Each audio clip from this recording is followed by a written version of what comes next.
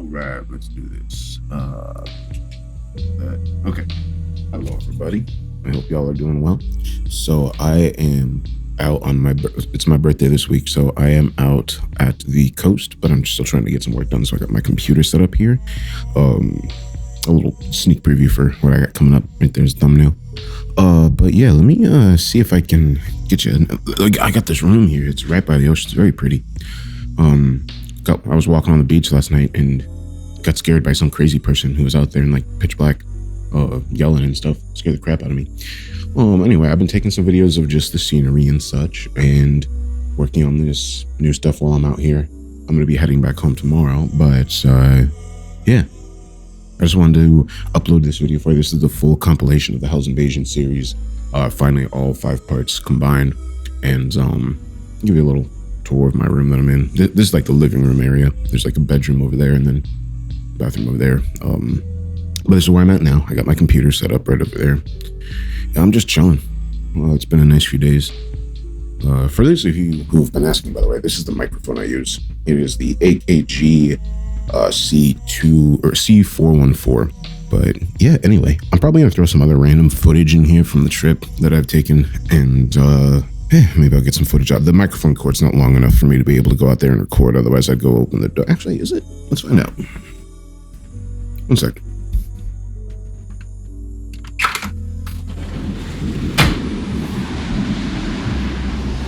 Okay, just barely long enough. Like, just barely. Cool. Anyway, fun story. The other night, I accidentally blasted that screen door off the hinges because I did not know it was open. So I walked right through it, blasted the screen door off its hinges, broke it. It snapped it in half, and I almost fell off the railing. That was fun. So I guess I got to pay them for the new screen door. I don't know. But anyway, I hope y'all are having a great day, and I will be back soon with my next big project. I'm so excited for this one. All right, anyway.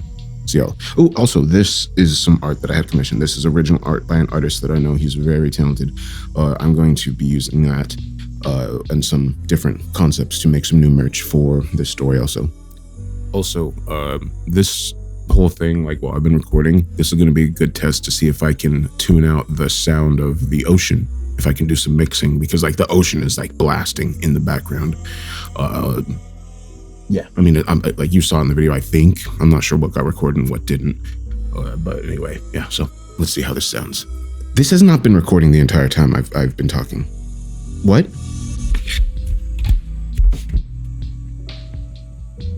Damn it, the video wasn't even recording the entire time. Whatever, I'm not doing that again.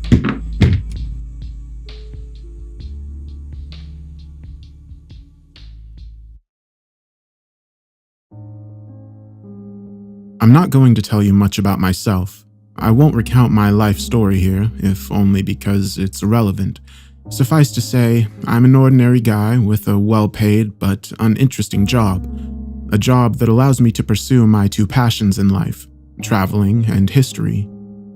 From a young age, I've always been fascinated with history, and particularly military history, having studied the subject in school and college. As an adult, I continue to devour books while using my downtime to visit museums and former battlefields across the globe.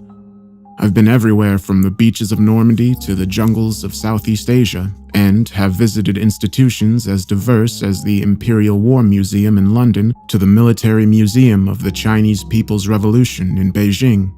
Some may call it a morbid fascination with death and destruction, but I have a great admiration and respect for those men and women who fought so hard and often gave their lives for causes they held so dear, and I believe their sacrifices should be remembered. Likewise, I'm a great believer in the old adage, a generation which ignores history has no past and no future. In addition to my travels, I am also a member of several online forums and groups along with other military history enthusiasts from various parts of the world. Our aim is not only to engage in lively debate, but also to exchange knowledge and finds. You see, there are many small and obscure military museums dotted across the globe, linked to battles and conflicts which few people are aware of.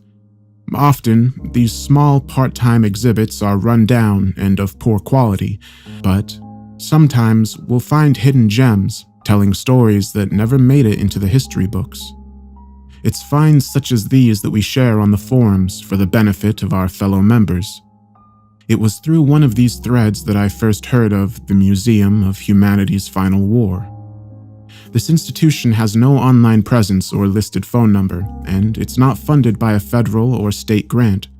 What's more, no one in our group knew what the museum's exhibits consisted of.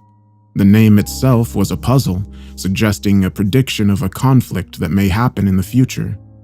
We did manage to find a physical address, but this only added to the mystery. I won't reveal the exact location of the mysterious museum for reasons that will become all too clear. Suffice to say, it's located somewhere in the American Midwest, a site one could fairly describe as the middle of nowhere. Nothing on Google Maps suggested there was a significant building in the vicinity. What's more, there were no battles or even skirmishes in that area we could find. Nothing during the Civil War or any of the numerous conflicts with the Native American tribes. All we really had to go on was a review by one anonymous poster who described his visit to the museum as a life-changing experience, and he strongly recommended a trip to the institution. The whole thing sounded pretty suspicious, and most of the group members wrote it off as a hoax. However, I was still intrigued by the mystery, and, as luck would have it, I was due to attend a work conference in a city about 2 hours' drive from the location. I had a day to kill before my flight home, so I decided to make the trip. I realized it might have been a wild goose chase, but reckoned it was worth taking the chance, just in case I would find a hidden gem.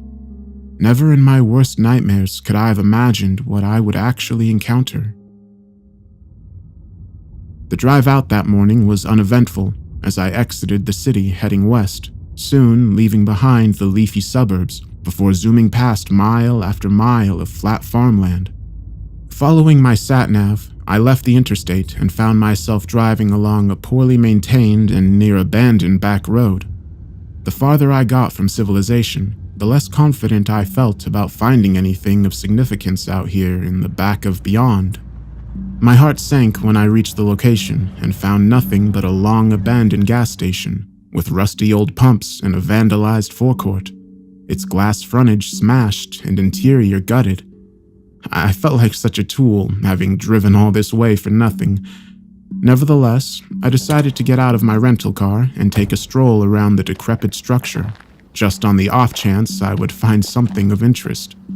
This is when I saw him, a solitary figure emerging from the crumbling forecourt and walking in my direction, with a wide yet somehow sinister smile etched across his face. I took a step back as he approached, his hand outstretched. He was an old-looking individual, dressed in a tweed jacket and tight-fitting waistcoat, and sporting a tidy gray beard and smartly framed spectacles. His wide smile looked put on, and there was a glint in his deep blue eyes which suggested a barely concealed malice.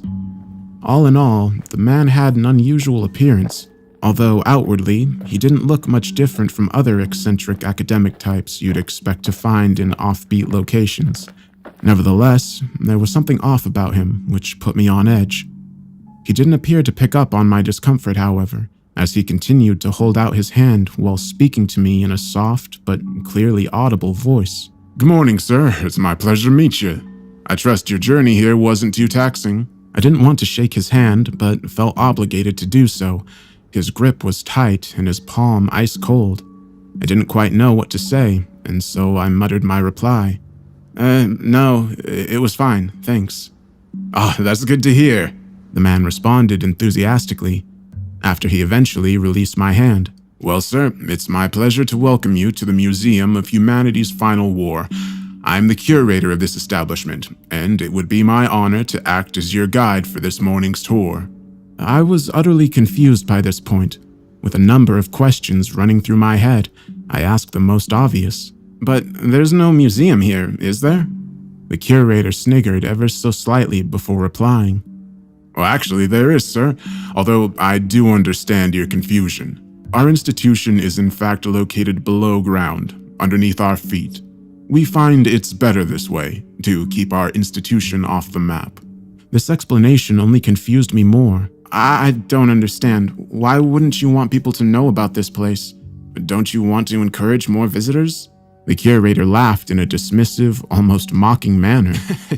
Well, sir, we are not the type of institution that wishes to draw in the masses. We certainly wouldn't want buses full of tourists out here, would we? No, sir, no. We prefer to appeal directly to connoisseurs of conflict such as yourself, those who are willing to make the extra effort to seek us out. Okay, I said uncomfortably. The whole situation raised a lot of red flags, and I was seriously beginning to question my decision to come out here alone. Granted, the curator didn't look like the type who would shoot me in the head so he could steal my car and wallet. Nevertheless, the entire situation was unnerving. There was no way he could have known I was coming today, so why was the man standing out here waiting for me? It didn't make any sense.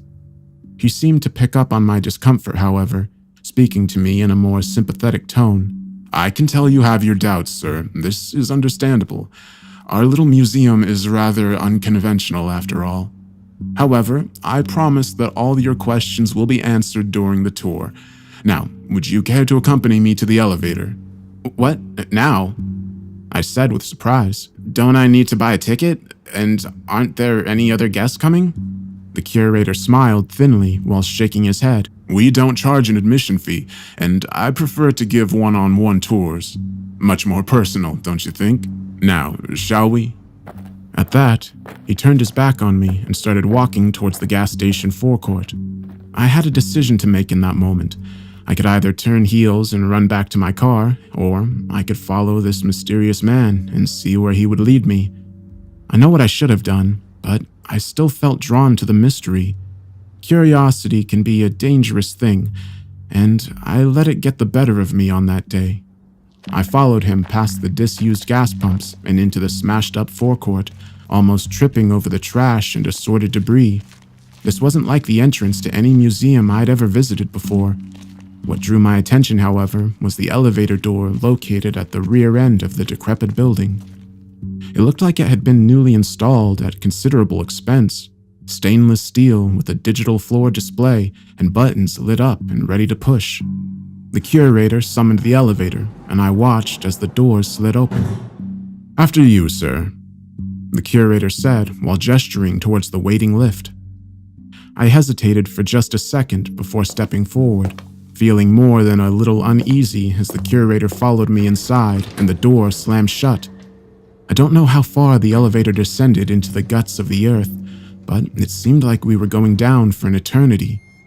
Throughout the descent, the curator stood perfectly still, his smile gone as he glared straight at me with deadpan eyes. I felt nervous in that moment, as I feared the curator would lash out with the intention of doing me physical harm. I thought I might need to defend myself, but he never moved a muscle. I felt relief when the elevator finally reached the lower floor and the doors opened with a ping. But, of course, I had no idea what lay before me. We exited the lift, and the curator led me down a long, concrete corridor. I realized how exposed I really was down there, as my heart beat faster and I began to sweat heavily. "What is this place?" I asked nervously. The curator answered without turning to face me. A former government installation that we acquired for our purposes. A government installation? I had images of a former missile silo or fallout shelter. This only added to the mystery and my apprehension. Finally, we reached the end of the corridor and found a security door blocking our path. The curator typed a code into the keypad, opening it and inviting me inside. When I stepped through those doors, I couldn't believe what I saw. A vast subterranean chamber, its ceiling at least 60 feet high and with a length of about 2 football fields. The vast bunker was filled with military hardware and weapons, big screens displaying footage, and so many exhibits behind perspex glass. It was a literal treasure trove of military history, making for one of the most impressive museums I'd ever seen. The only thing missing was a gift shop. I was truly astonished by what I saw before me as I walked forward in a state of awestruck wonder, only for the curator to stop me in my tracks as he placed an ice-cold hand on my shoulder and whispered in my ear, Please, sir, I must insist that we stick to the official tour. I don't understand, I responded. How did you get all this hardware? All will be revealed, sir. You just need to be patient. Now, shall we begin? I nodded my head and submitted to his wishes. He led me to the first exhibit, the sign above the cordoned-off section reading, "The Beginning." The curator began to speak in an authoritative tone of voice. What is war if not an act of conquest? And conquest is merely the exploitation of weakness. The time before the final war was one of decay, both moral and physical. Human civilization had reached its nadir during the first half of the 21st century, an inevitable result of corruption, conflict, terrorism, pandemics, greed, and environmental destruction. All this meant the time was ripe for the enemies of humanity to make their move. The enemies of humanity? This expression puzzled me, but I stayed silent for the time being, hoping to find out more. And of course, we played our role in promoting chaos, using fifth columnists to spread fear and hatred. He motioned me towards a big screen, which suddenly burst to life. The screen displayed CCTV footage of an office complex divided into cubicles, with workers sitting and staring at monitors. A second later, a lone gunman armed with an assault rifle burst into the building, firing without mercy at the unarmed workers, hunting them through the complex while reloading, slaughtering at least a dozen people before moving off screen, leaving blood and corpses on the floor behind him. The next piece of footage showed a man in a heavy coat entering what looked like a place of worship, with parishioners kneeling in prayer along the pews. The man walked halfway up the aisle before he was noticed, suddenly discarding his heavy coat to reveal a bomb strapped to his chest. Before anyone could react, he detonated the device, and the camera feed was replaced by static. I found the footage of these terror attacks overly graphic and distasteful, but made no comment. Beside the video display were various exhibits behind glass, including an AR-15 assault rifle and a suicide bomber's vest, along with details of numerous other attacks, as well as various schemes to promote political division and manipulate financial markets. When I'd finished reviewing the exhibits and material, the curator led me to the next section of the museum, entitled The First Strike. No doubt you've heard of the four horsemen of the apocalypse: conquest, war, famine, and death. Well, horsemen are a bit old-fashioned for this modern age, and so, instead, we recruited 4 pilots, sleeper agents, trusted and respected after long and illustrious careers, the last people who would be suspected. When activated, our pilots took control of 4 flights, simultaneously coordinating 2 mid-air collisions, killing hundreds and spreading fear and confusion throughout the world. He switched on a video of news footage showing explosions in the sky and debris falling to the earth. I racked my brains but couldn't recall such a terror attack, although I noted there were similarities to the September 11th atrocity. "It's a terrible thing," I said, "but we've seen terror attacks like this before. How is this one any worse?" The curator nodded his head, smiling ever so slightly as he answered. What mattered is not the number of casualties, but the people who died. One of the planes carried the Secretary General of the UN, the second held the wealthiest tech billionaire in the world, the third transported the head of the Roman Church, and the fourth? That was Air Force One, killing the US President and most of his senior staff. "I see," I replied, barely suppressing a smirk. "I reckoned I would have remembered if the President and the Pope had been killed by terrorists on the same day. Obviously, this was all fake, but why would anyone go to such efforts?" I thought about it for a moment, noting the great cost which must have gone into converting this space and the high production values of the news footage and the videos displayed. I reckoned a big Hollywood studio must be involved, and perhaps all this was to promote a new blockbuster movie. Maybe they were filming me right now, waiting to see my reaction. This was the only logical explanation I could think of, and so I decided to play along and see what happened. The curator talked me through the rest of the exhibit, which included debris from the downed planes and profiles of the victims, and then he moved on to the next area, entitled Shock and Awe. The end of the world begins in a suitably climactic fashion, the curator continued, with seemingly natural disasters of unprecedented ferocity. Earthquakes, volcanic eruptions, tsunamis, thousands will die in a few short hours. But this is only the beginning. He motioned me towards a screen, showing footage of devastated city streets, mass floods washing away acres of farmland, and lines of thousands of refugees fleeing from disaster areas. Next, the news showed aerial shots of huge and deep sinkholes, dozens of them spread across fault lines on each and every continent. The newsreaders explained how each hole was hundreds of feet wide and of unknown depth, and all the experts interviewed were baffled by their sudden appearance. As I watched the footage, the curator whispered in my ear, offering an explanation with just 2 chilling words: Hell's Mouth. The next screen showed what appeared to be satellite footage of one of the sinkholes. I was astonished to see dozens and then hundreds of what I could only describe as balls of fire emerging from the holes and firing in every direction. A wall of flame unlike anything I'd ever witnessed before. A narrator spoke over the footage in a monotone voice, explaining how each fireball was the size of an automobile and how they appeared to be guided by an unknown power, each with its own specific target. There are 1,000 sinkholes across the globe, the curator added, and thousands of fireballs emerge from each one, meaning millions of coordinated strikes upon every nation-state on the planet. More clips followed, and it became clear that the fireballs were virtually unstoppable.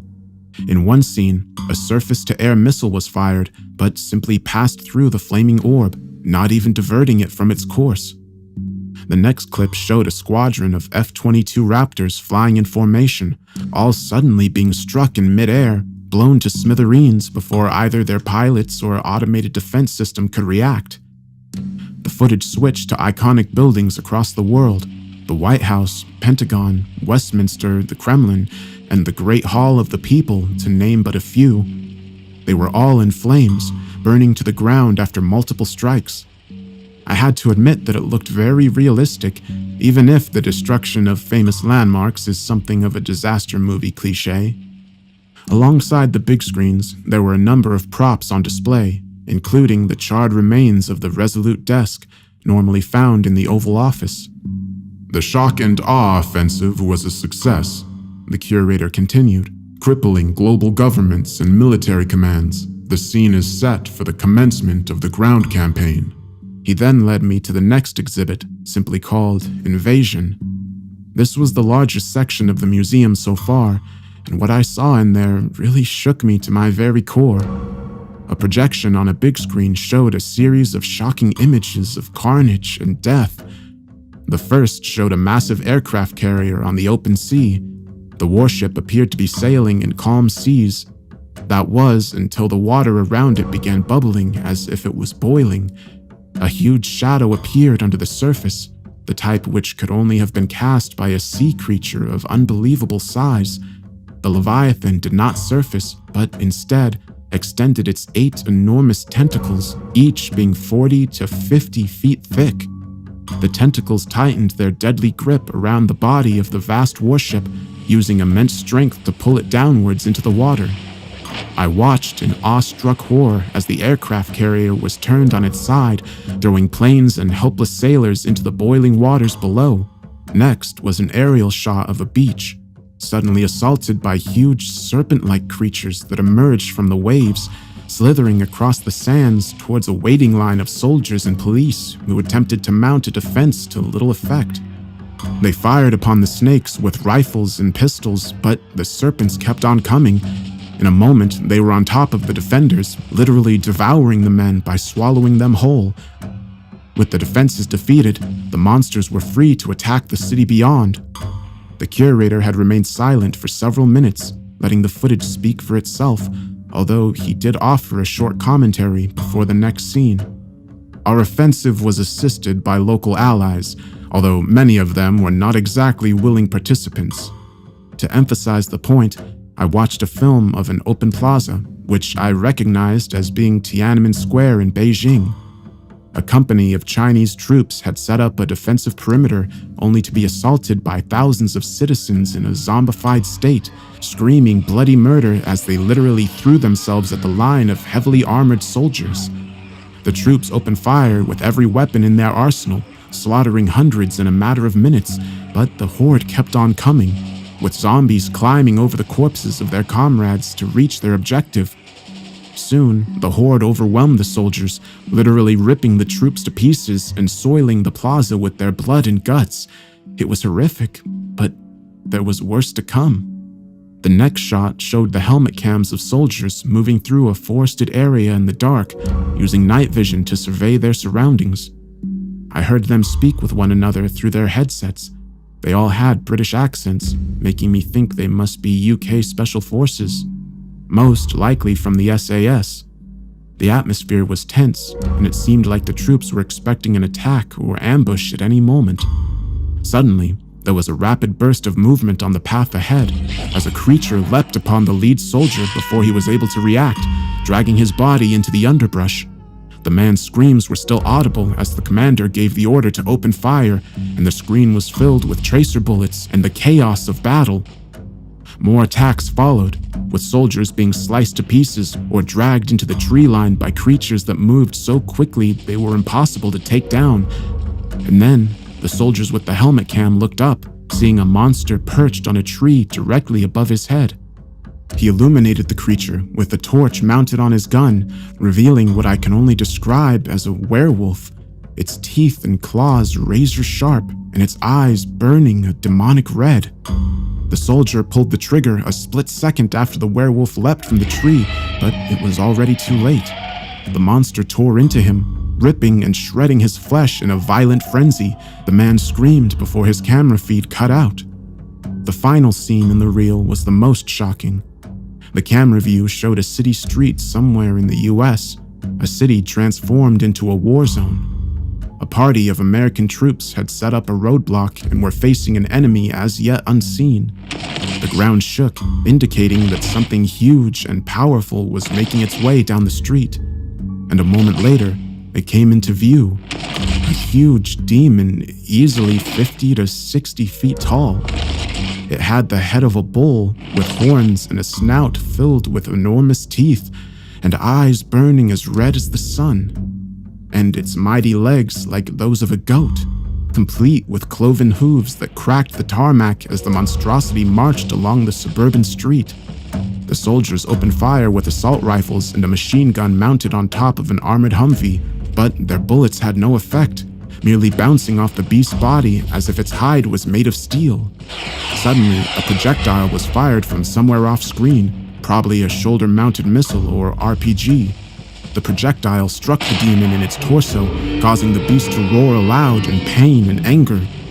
The monster reacted by pulling a weapon from its sheath, a sword made of fire and at least the length of 2 men. With one mighty sweep, it took out a dozen soldiers, literally cutting them in 2, smearing the streets with their guts and internal organs. Men screamed as the demon used his sword to smash through the roof of a Humvee before it continued its thumping advance down the blood-strewn street. A moment later, 2 demons, both as large and strong as their leader, marched into the shot, finishing off any survivors with their swords or by crushing them underneath their hooves. There were many other scenes of brutal atrocities and monsters stalking the earth, but as hard-hitting as the footage had been, it was nothing compared to the exhibits located in this section of the museum. The footage directed me towards a group of dummy soldiers behind the glass, a dozen troops from different armies. American, Russian, Chinese, Indian, and others, all dressed in their national combat uniforms and with assault rifles pinned to their chests. It was only on closer inspection that I realized it wasn't plastic mannequins dressed up in uniforms, but rather mummified corpses. Dead men with discolored skin, their eyes removed and empty sockets staring out at me. The bodies were frighteningly realistic and totally grotesque. I looked to the curator for an explanation, but he merely shrugged his shoulders before answering. I would like to say they fought bravely, but the truth is, most of humanity's armies were crushed in a matter of days. I shook my head in disbelief, astonished at the lengths they'd gone to. Still mesmerized, I wandered through the rest of the exhibits as the curator patiently waited for me to finish. Above my head, hanging from the ceiling, was the fuselage of a F-35 Lightning jet. One of its wings had been shot off, but otherwise it was nearly intact. I looked to its smashed-up cockpit and noted that the charred remains of the pilot were still inside. Below the aircraft sat a Russian T-14 Armata tank, with a huge hole clearly visible through the top of its turret, making it look like a pierced tin can. There were many more vehicles and weapons on display, state-of-the-art military hardware which would have cost millions to manufacture and maintain, now reduced to useless pieces of junk. It was an extraordinary yet horrifying sight to behold, and I began to question the motives of whoever had set this all up.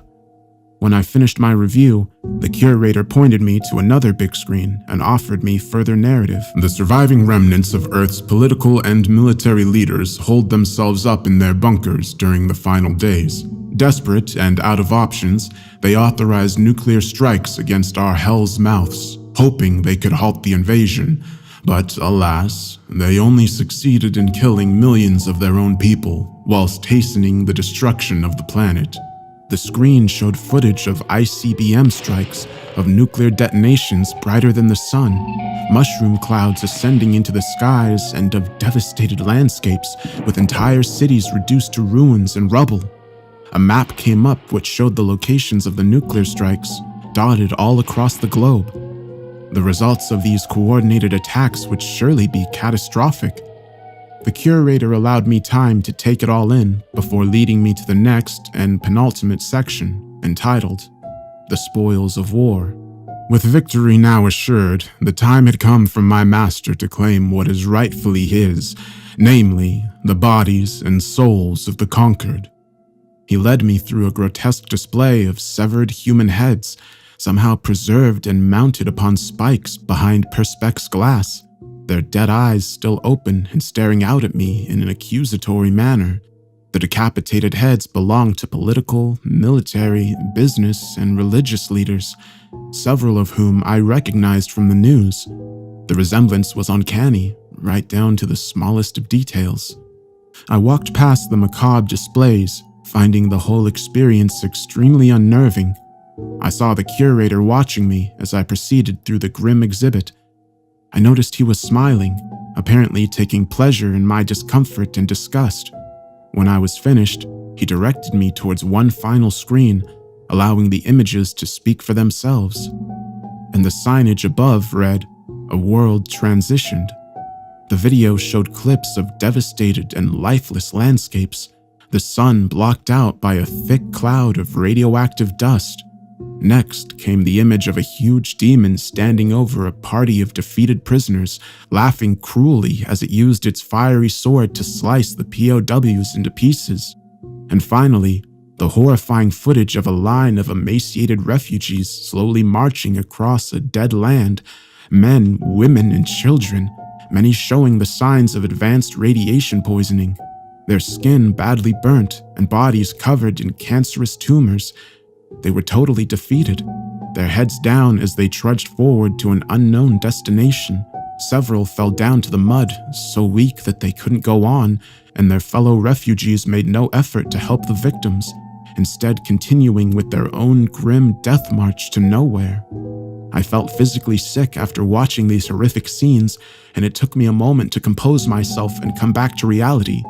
Everything I'd seen, all he'd exposed me to, it all seemed so real, but I had to remind myself that it couldn't possibly be. I turned back to the curator who stood silent by my side, meaning to challenge him and expose his sick charade. "Well, sir," I began, "this is quite the show you've put on today. Obviously, you've gone to some great lengths and expense, but I reckon it's time you told me the truth. What's the real story here? What's your agenda?" Honestly, sir, even after all you've seen and heard, you still don't believe? "Well, of course I don't," I snorted in disbelief. "None of the events you've shown me have happened in the real world." "They haven't happened yet," he replied coyly. "What you have seen is the future. This is humanity's destiny.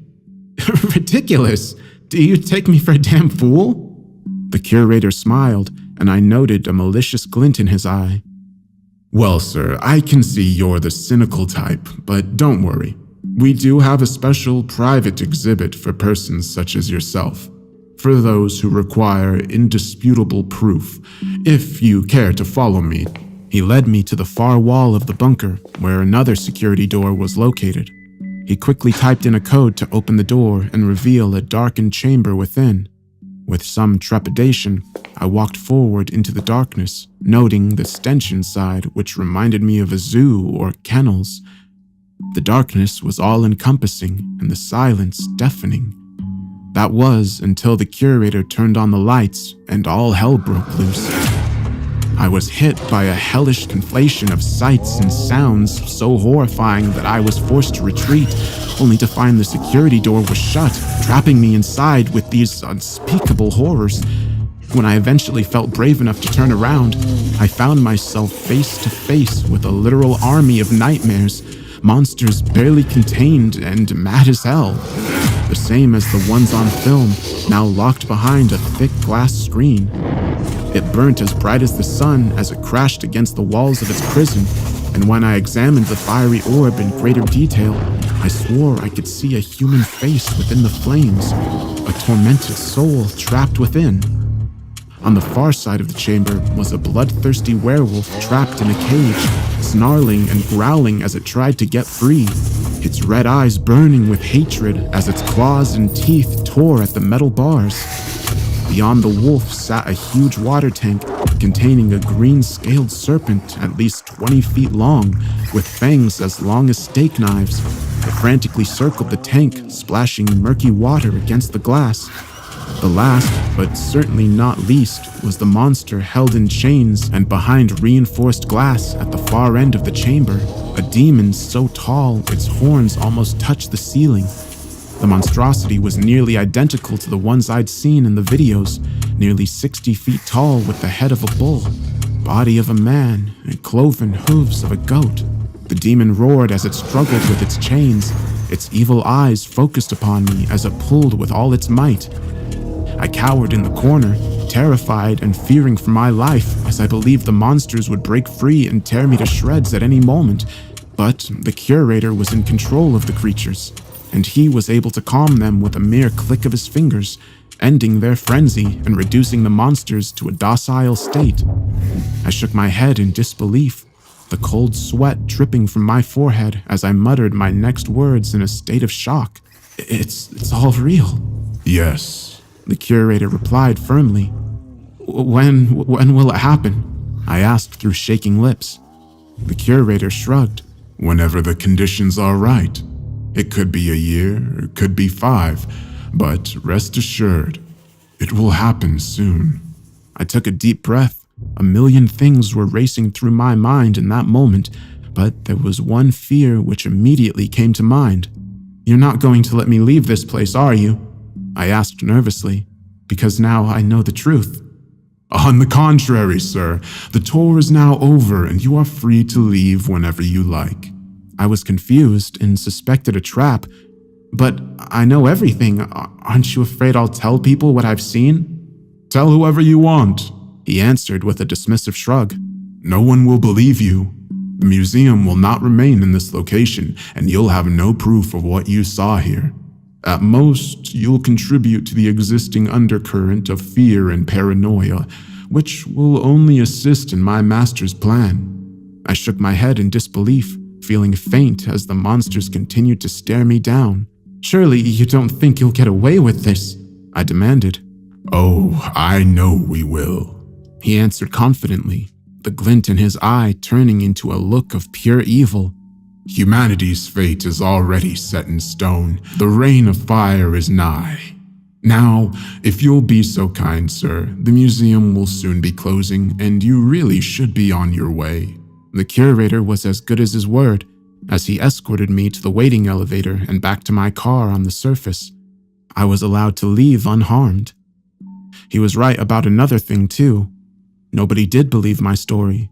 Not my friends, family, the other members of the forum, the cops, or even several priests I spoke with.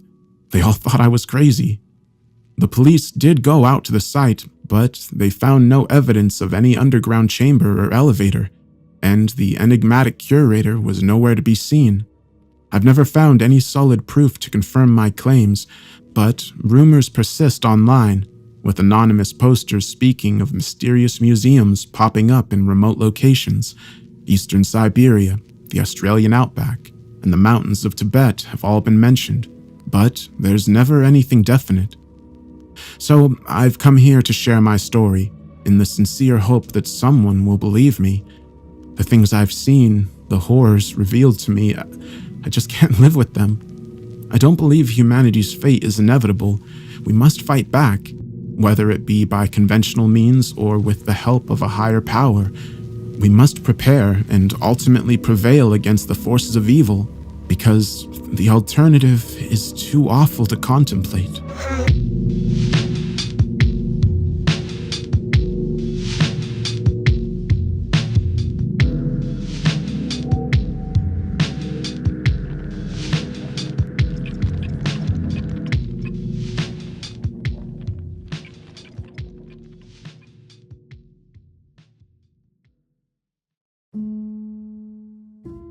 This is a story I promised to never tell.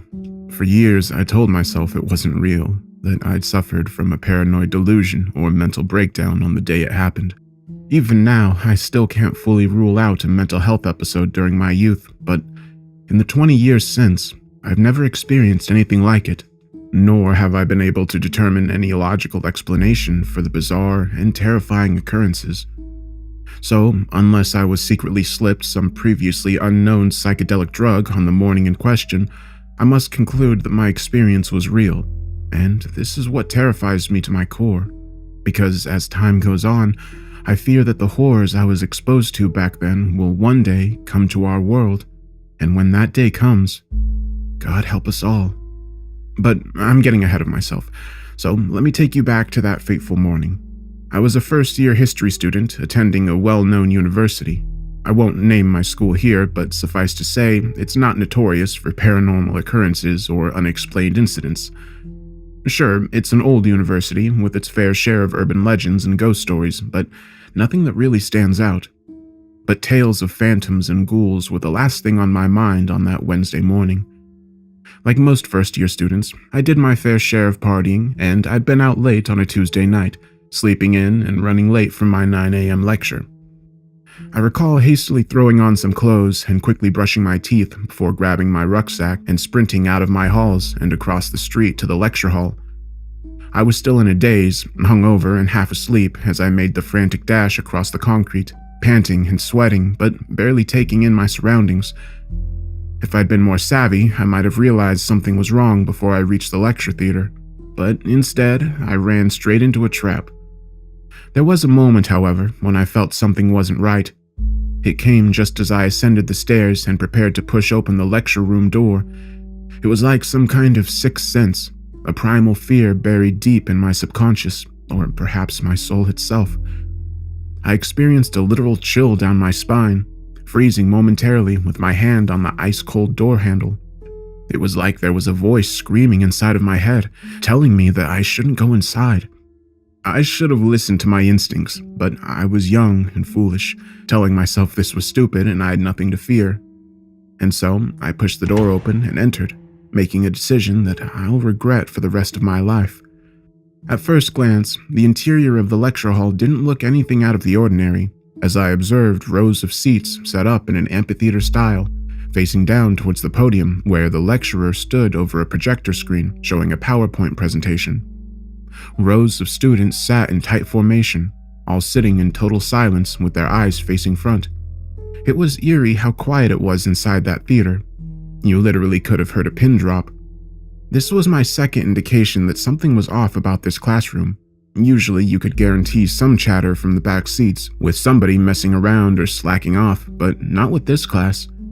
They were the most well-behaved and focused students I'd ever encountered. And this wasn't all. There must have been close to 100 students inside that lecture theater, and they were all dressed identically. Now, even 20 years ago, you'd expect to see some diversity amongst young people attending university. This is the time for experimentation, after all, for trying out new styles and fashions and breaking the mold, but this lot clearly hadn't gotten the message. Each and every one was dressed in a dark black uniform, shirts and trousers for the boys, blouses and long skirts for the girls. Not only that, but they all had the same hair, the boys with short crew cuts and girls with hair tied back into neat buns. None of the females wore makeup from what I could tell. And clearly, I was the last student to arrive for the lecture, and I felt very uncomfortable as I walked down the aisle in search of a seat. But no one turned to look at me or even acknowledge my existence. They all kept their eyes on the front podium, their faces emotionless and devoid of expression. This was freaky enough, but then I saw the lecturer. On the surface, our teacher seemed quite normal. A middle-aged academic type, dressed in a tweed suit and sporting a well-trimmed goatee beard. He wore reading glasses, which he lowered ever so slightly as he watched me approach. Alarm bells were ringing inside my head as I looked into his dark eyes and observed a barely suppressed malice. I'd never met this man before, but could tell straight away that he hated me. I had no idea why. I was so taken aback by his hateful glare that I simply stood there in the aisle, frozen by a terror I could not explain. And then he opened his mouth to speak. His voice was deep, piercing, and almost inhuman. Good morning. Nice of you to join us. Such a comment wasn't unexpected, but his tone was more accusatory than sarcastic. I physically shook as I struggled to find the words to respond. I'm sorry I'm late, I eventually stuttered. Well, make sure it doesn't happen again or you will regret it. That was a threat, pure and simple. I had no doubt that this man would punish me for any slight indiscretion. Now, take a seat so we can get started. I did so without hesitation, practically jumping into a chair located on an empty row, 3 from the front. I glanced over my shoulder only briefly, looking above the heads of the student clones and back to the door. I realized then that I should have listened to my instincts and walked away, but it was too late. There was no way I could slip away now, not with the lecturer's cutting glare upon me. I was here for the duration, but I couldn't have imagined what this fiend would expose to me over the next hour. Now, before we begin today's class, I have some housekeeping to deal with. First off, health and safety. The university authorities have asked me to remind you all that there are no emergency exits in this building. So, in the case of a fire, you're all going to fry. This struck me as a joke in very poor taste, but the lecturer kept a straight face, and there wasn't even a snicker from the assembled students. And your essay assignments are due on Friday. The penalty for late submission is 20 lashes from the Cat of Nine Tails. No exceptions. What the? I thought, but didn't say. 20 lashes? Was this psycho really advocating corporal punishment? I couldn't even believe what I was hearing, but the weirdest part was still to come. Right. Let's pick up where we left off last week. Our topic, the Final War, 1939 to 42. He clicked the remote control device in his hand to show the first slide in the presentation, which repeated the course title, displaying the words using a black Gothic font against a blood-red background. I had to think for a second before I realized the obvious problem with the course title. The lecture I was meant to be attending this morning was on the Second World War, and of course this global conflict lasted from 1939 to 45. What's more, I've never heard of this period referred to as the Final War, a title which would be factually incorrect for obvious reasons. My confusion grew as the creepy lecturer presented the next slide. This included an old black and white photograph of a ruined city. I noted how every building was reduced to rubble and saw the crater-like hole which swallowed up the debris. This did not look like a crater caused by a bomb or artillery shells, but rather a deep, gaping opening in the ground which had no logical explanation. The text above the grim image was equally disturbing as it read, 1942, the year hell rose up. I was still pondering the meaning of all of this when the lecturer moved on to the next slide and began his explanatory narrative. The image on screen was familiar to me, a map of Europe circa the autumn of 1942, when the Nazi Empire was at its greatest extent. stretching from France in the west to the Volga in the east, and Norway in the north to the Sahara in the south. The next map showed Japanese conquests in the Far East, extending across China, Southeast Asia, and most of the Western Pacific Rim. This was the point of the war where the Axis powers seemed to be on the verge of victory as their militaries conquered and occupied vast swaths of territory and oppressed millions of people.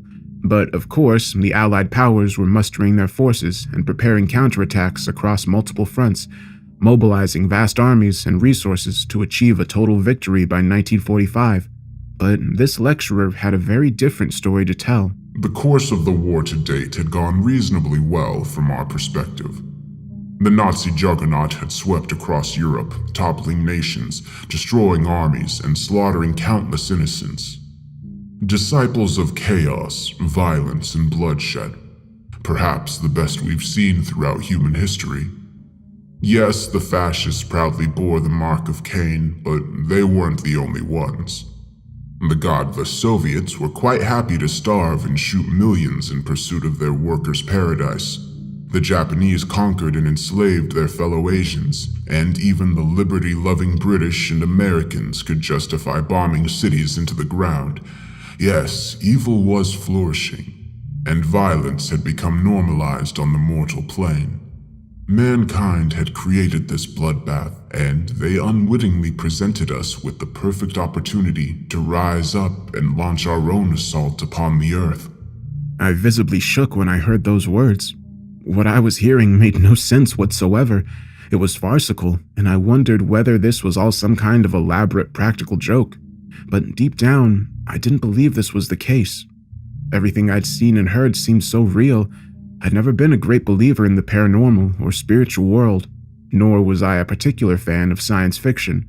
I couldn't fathom the idea that I'd somehow been transported to a different dimension or plane of existence, but my instincts told me I was in mortal danger. My panicked brain tried to formulate a plan, but all I could think to do was sit quietly and wait for the opportunity to get out. And in the meantime, I would listen to the lecturer's bizarre and disturbing alternate history of World War II. The next slide was a more detailed map of the Caucasus region of southern Russia, centered around the city of Stalingrad, a scene of perhaps the most famous battle of the entire war. A city named for one despot and craved by another. Stalingrad was the scene of some of the most brutal violence in human history, savage urban warfare between two vast war machines. The streets ran with blood, and the carnage provided the ideal launchpad for our invasion of the surface world. I gulped, wondering what he was talking about. I couldn't have predicted what happened next, not in my worst nightmares. The next slide was source material, an extract from the diary of Sergeant Viktor Petrov of the 34th Guards Rifle Division, stationed on the Stalingrad front, and dated the 1st, November 1942. The lecturer instructed us to study the translated account carefully, which I did. Not only that, but I copied the exact text down onto my notepad and kept it to this very day. It reads, "The fascist dogs have bombarded our positions throughout the day, mercilessly attacking our remaining positions on the west bank of the river. Their stormtroopers push forward slowly, but we fight for every inch of territory, street by street, house by house. Our casualties are heavy, but morale remains high. We have heard rumors of a planned counteroffensive with troops amassing on the east bank. If we can only hold the fascists back for a few more weeks, we will turn this battle around." At this point, there was a gap in the transcription. When it continued, the tone of the account changed significantly. I thought I had seen hell, but I was wrong. The horrors of this battle were only a prelude to an evil beyond belief. It started at midnight. The shooting and artillery stopped suddenly, and an eerie silence fell over the battlefield. A moment later, the ground shook with an unprecedented ferocity, an earthquake which brought the already ruined buildings toppling down on our positions. In the chaos that followed, I noticed something horrific and inexplainable. The river Volga was boiling, waters warmed to an impossible heat, despite the bitter cold in the air. My comrades and I could only watch in shocked awe as the ground before us opened up, revealing a vast, gaping hole descending deep into the earth. That was the moment when I noticed a change in my comrades. Brave men who'd fought tooth and nail against the fascists suddenly broke down sobbing, praying to a god we were told didn't exist. The doctrines of Marx, Lenin, and Stalin could not explain this event. Socialism has no answers for the evils we are witnessing. The fire came first, each the size of an automobile and burning with fiery intensity as bright as the sun. There must have been thousands of these fireballs, all rising into the dark sky above. Some fell on our positions, causing huge explosions which destroyed vehicles and men, resulting in utter carnage. We saw how these fiery orbs also hit the fascist lines, dispensing any last doubt that this could be a new weapon deployed by the Germans. Soon the entire city was ablaze, but many more orbs ascended from the depths, heading beyond city's borders and flying north, south, west, and east. I guess they were targeting other positions far from here, and they seemed to be guided by some unseen force. The ground attack commenced shortly before dawn. They came in droves, thousands of bloodthirsty killers throwing themselves at our lines in wave after wave of mindless suicide attacks. We rallied our comrades and fought back with everything we could muster, hitting the new enemy with rifle, machine gun, and artillery fire. We must have taken down thousands, but they kept on coming until our ammunition was almost exhausted. By the time the attackers reached our lines, we made a horrifying discovery. The enemy soldiers had once been people like us, but they were no longer human. The best way I can describe them as is undead, zombie-like legions whose rotting corpses have been brought back to life, their bodies controlled by some kind of evil presence. We saw how some still wore the tattered uniforms of our army and that of our Nazi enemies. The dead are literally waging war against us. The political commissars were the first to break, abandoning their positions and fleeing like the cowards they are. My comrades fought bravely, engaging the enemy hand by hand after we ran out of bullets, but the outcome was inevitable. There were too many of them and our assault was relentless. I was one of the few who escaped the slaughter, watching on in horror as those damn ghouls ripped my comrades to pieces and feasted on their still warm flesh. I can still hear the screams from my current position as I cower in a basement beside a squad of SS soldiers, my former enemies, now unlikely allies against this hellish legion. I don't expect to survive this day. And that's where the transcript abruptly ended. I could hardly focus on the lecturer's words as he continued the class, and I tried to comprehend what I just read. I told myself that it couldn't be real, but photographic evidence soon followed. The first image displayed on the PowerPoint showed a night sky lit up by thousands of burning orbs, just like the witness had described. The next was a graphic image of savagery and bloodshed. The photographer appeared to be on the roof of a building overlooking the blood-splattered city square overrun by zombie-like foot soldiers who feasted upon the entrails of dead and dying soldiers, both Soviet and German. Last came a grainy black and white image of something truly terrifying. A vast gargoyle-like creature perched on top of a ruined building, its wings folded. I noted its evil scowl, exposing rows of dagger-like teeth and the blackness in its eyes, like those of a shark. Seeing those foul images only added to my anxiety, but somehow I was able to compose myself enough to keep listening, and the twisted professor continued his lecture. The hellmouth that we opened beneath Stalingrad was the first, but many more followed over the days to come. Our forces launched coordinated attacks on every front across Europe, Asia, and North Africa, and indeed we opened new fronts far from the previous conflict zone. The Americas, Australia, India, no nation or colony would escape our glorious onslaught. To confirm his point, the lecturer clicked onto the next slide. A map of the world showing the location of multiple hellmouth as he described them, located across each and every continent. Given what I'd seen and heard about the assault upon Stalingrad, I could only imagine the horrific impact of these multiple invasions on a world already torn apart by war. But there was worse to come. The next slide included a hyperlink to an audio file, which the lecturer promptly played over the speakers. The clip was a news broadcast by BBC Radio in London, dated the 7th of November, 1942. The newsreader's name was unknown. Ladies and gentlemen, this is today's news. I am reporting from our nation's capital, a city in flames. We have lived through the relentless German bombing during the dark days of 1940. But this latest campaign of wanton destruction is at least 10 times more severe. For the past 72 hours, our great capital has been subjected to a constant bombardment by fiery orbs, all of which appear to have ascended from the so-called Hellmouth located in central France.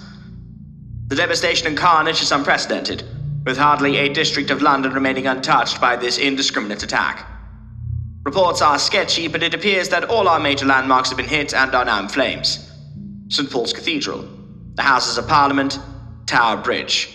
Generations of our history and heritage destroyed, engulfed by an unholy fire. Our brave airmen and ground defense teams have fought frantically against the onslaught, but it seems they are almost powerless against this hellish force. The ground assault began at dawn yesterday morning and was similar in nature to what we've seen on the continent and in Russia. Mindless zombie-like hordes have taken to the streets, attacking soldiers and civilians alike in a merciless, bloody frenzy.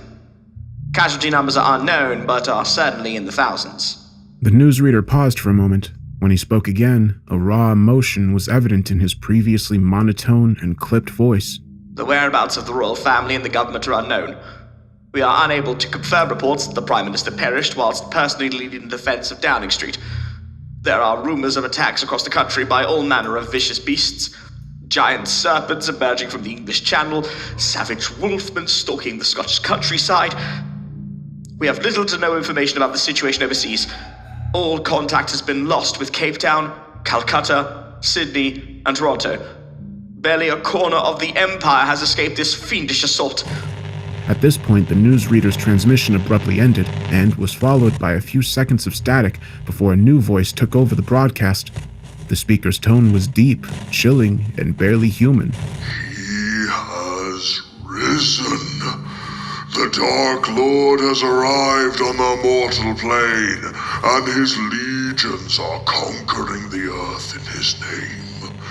Nothing can stop our onslaught. Those who wish to survive must join us. We require a service to our master. Follow these instructions carefully. Take a knife or sharp instrument and use it. You must kill a family member or neighbor. Slice open their belly and feed on what's inside. This must be done. Evil shall prevail. The broadcast ended there. I felt physically sick, hardly able to breathe as the horrific meaning behind these words hit home. I couldn't imagine the sheer terror experienced by those forced to listen to that evil broadcast. The professor calmly continued his lecture, not missing a beat. As our reign of terror stalked the land, a simultaneous campaign commenced on the high seas. The next slide was a written transcript by Chief Warrant Officer Patrick Riley, stationed on the destroyer USS Strong, and dated the 12th of November, 1942. We've been hunting the Japanese submarine for 3 days in the waters of New Guinea. They sunk 3 American ships already and killed a lot of my friends, so we took the hunt personally. Our ship had been at sea for almost 2 months, and so we had little idea of what was happening back home. We heard reports of attacks on the US mainland, but reckoned it was a new Axis offensive, so this made us all the more determined to strike back. The enemy captain was good because he'd evaded us for days, disappearing without a trace after torpedo attacks on our ships. That's why we were astonished when the sub suddenly surfaced in broad daylight, only about half a mile from our starboard side. The enemy boat was literally a sitting duck, but the order came down to hold fire. We thought they might have experienced mechanical difficulties and wanted to surrender, but this wasn't the case. I used my binoculars to observe the enemy boat, watching as the topside hatch popped open and a Japanese officer emerged. I saw the sheer panic in his face as he waved frantically in my direction. At the time, we had no idea what he was doing, but I guess he was trying to warn us, because within a minute, all hell broke loose. The first thing I noticed was the water around the sub boiling, as if the sea was suddenly heated to an impossibly high temperature. To my horror, I saw a vast dark shadow under the surface, as something huge ascended from the depths. Next, tentacles emerged from beneath the waves, vast appendages as thick as tree trunks. The slimy tentacles wrapped around the exposed body of the submarine, tightening their grip so hard that they crushed the steel hull. The beast seemed to exert little effort as it pulled the boat under the waves, condemning its crew to a watery grave. Never in all my years on the sea had I ever witnessed something so horrific, nor had I ever imagined such a creature could exist anywhere in our world. Our crew nearly descended into a blind panic after witnessing the devastating attack. There was a brief debate amongst the officers as to whether we should open fire on the beast or flee from the scene. We chose the latter. I doubt our guns could have inflicted much damage on a monster of such immense size. We sailed north at top knots, but didn't make it far.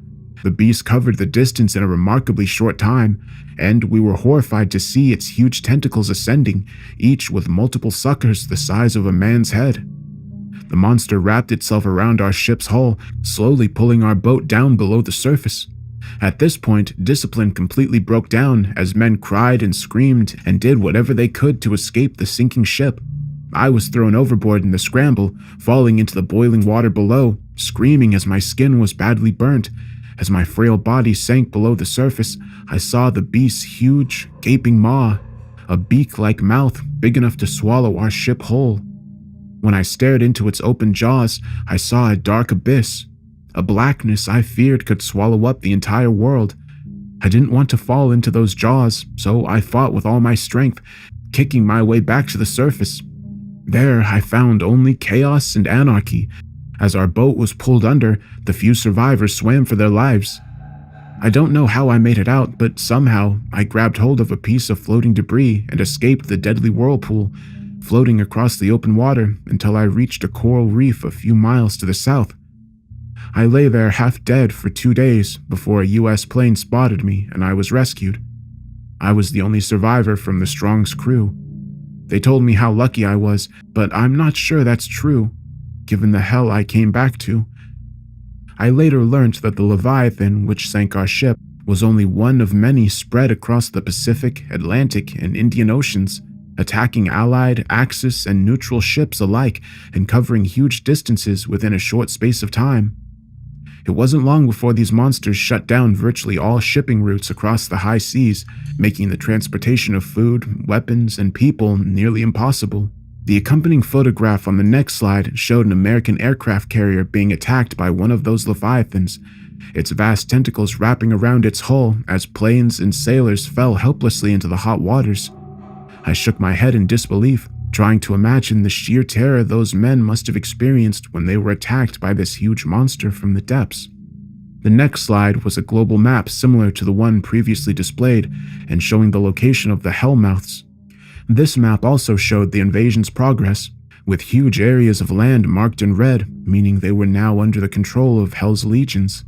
The initial stages of our invasion went as planned, with the armies of humanity quickly falling victim to our lightning offensive. But pockets of resistance remained, holdouts too stubborn to accept the inevitable, or perhaps hoping for divine intervention. We needed to remove this hope, to show the scattered remnants of humanity that their struggle was futile. This is when we deployed our elite divisions. He presented another written source, this one being an account of Private First Class Jerry Langdon of the Indiana National Guard, dated the 30th of November, 1942. They told us we'd be shipped out to the Pacific or Europe, but instead we're fighting in our own backyard against an enemy so evil that we can hardly believe they exist. These monsters are like something from our worst nightmare, but their invasion is all too real. Our battalion was deployed just outside of Gary, and about 500 miles north of the Midwestern Hellmouth. The fiendish hordes were rapidly advancing upon our positions, and we knew that we were one of the last units standing between the enemy and Chicago. We'd already cut our teeth fighting against the ghouls, the undead that swamped our lines with their suicidal attacks. Their assaults are relentless, and we lost almost half our men, but somehow we'd held the line.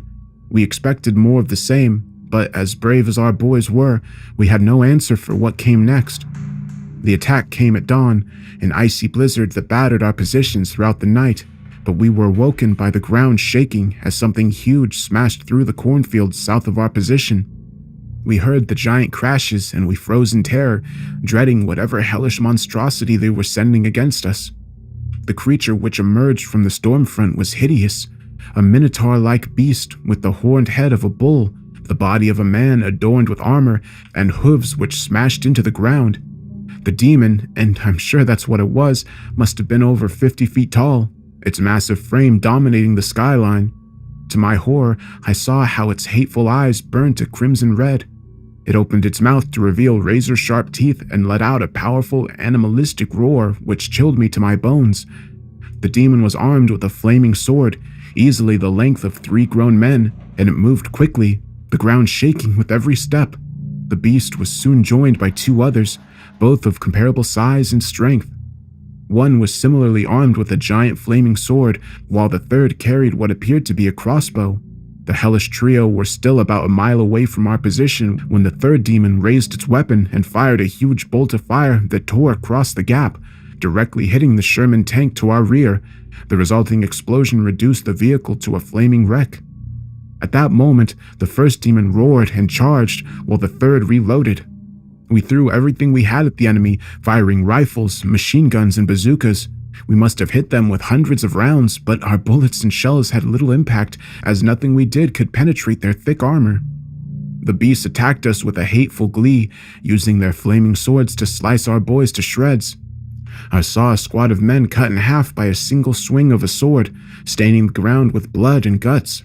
There was no way we could resist such a devastating assault, and so our defensive line soon fell short. As I write this, I am hiding in an abandoned barn with a handful of fellow survivors. We can hear the demons stomping around in the surrounding fields, roaring in triumph as they pick off our people one by one. I do not expect to survive much longer. I'm writing this in hopes that my words make it back to my wife and children. I want them to know that I'm sorry.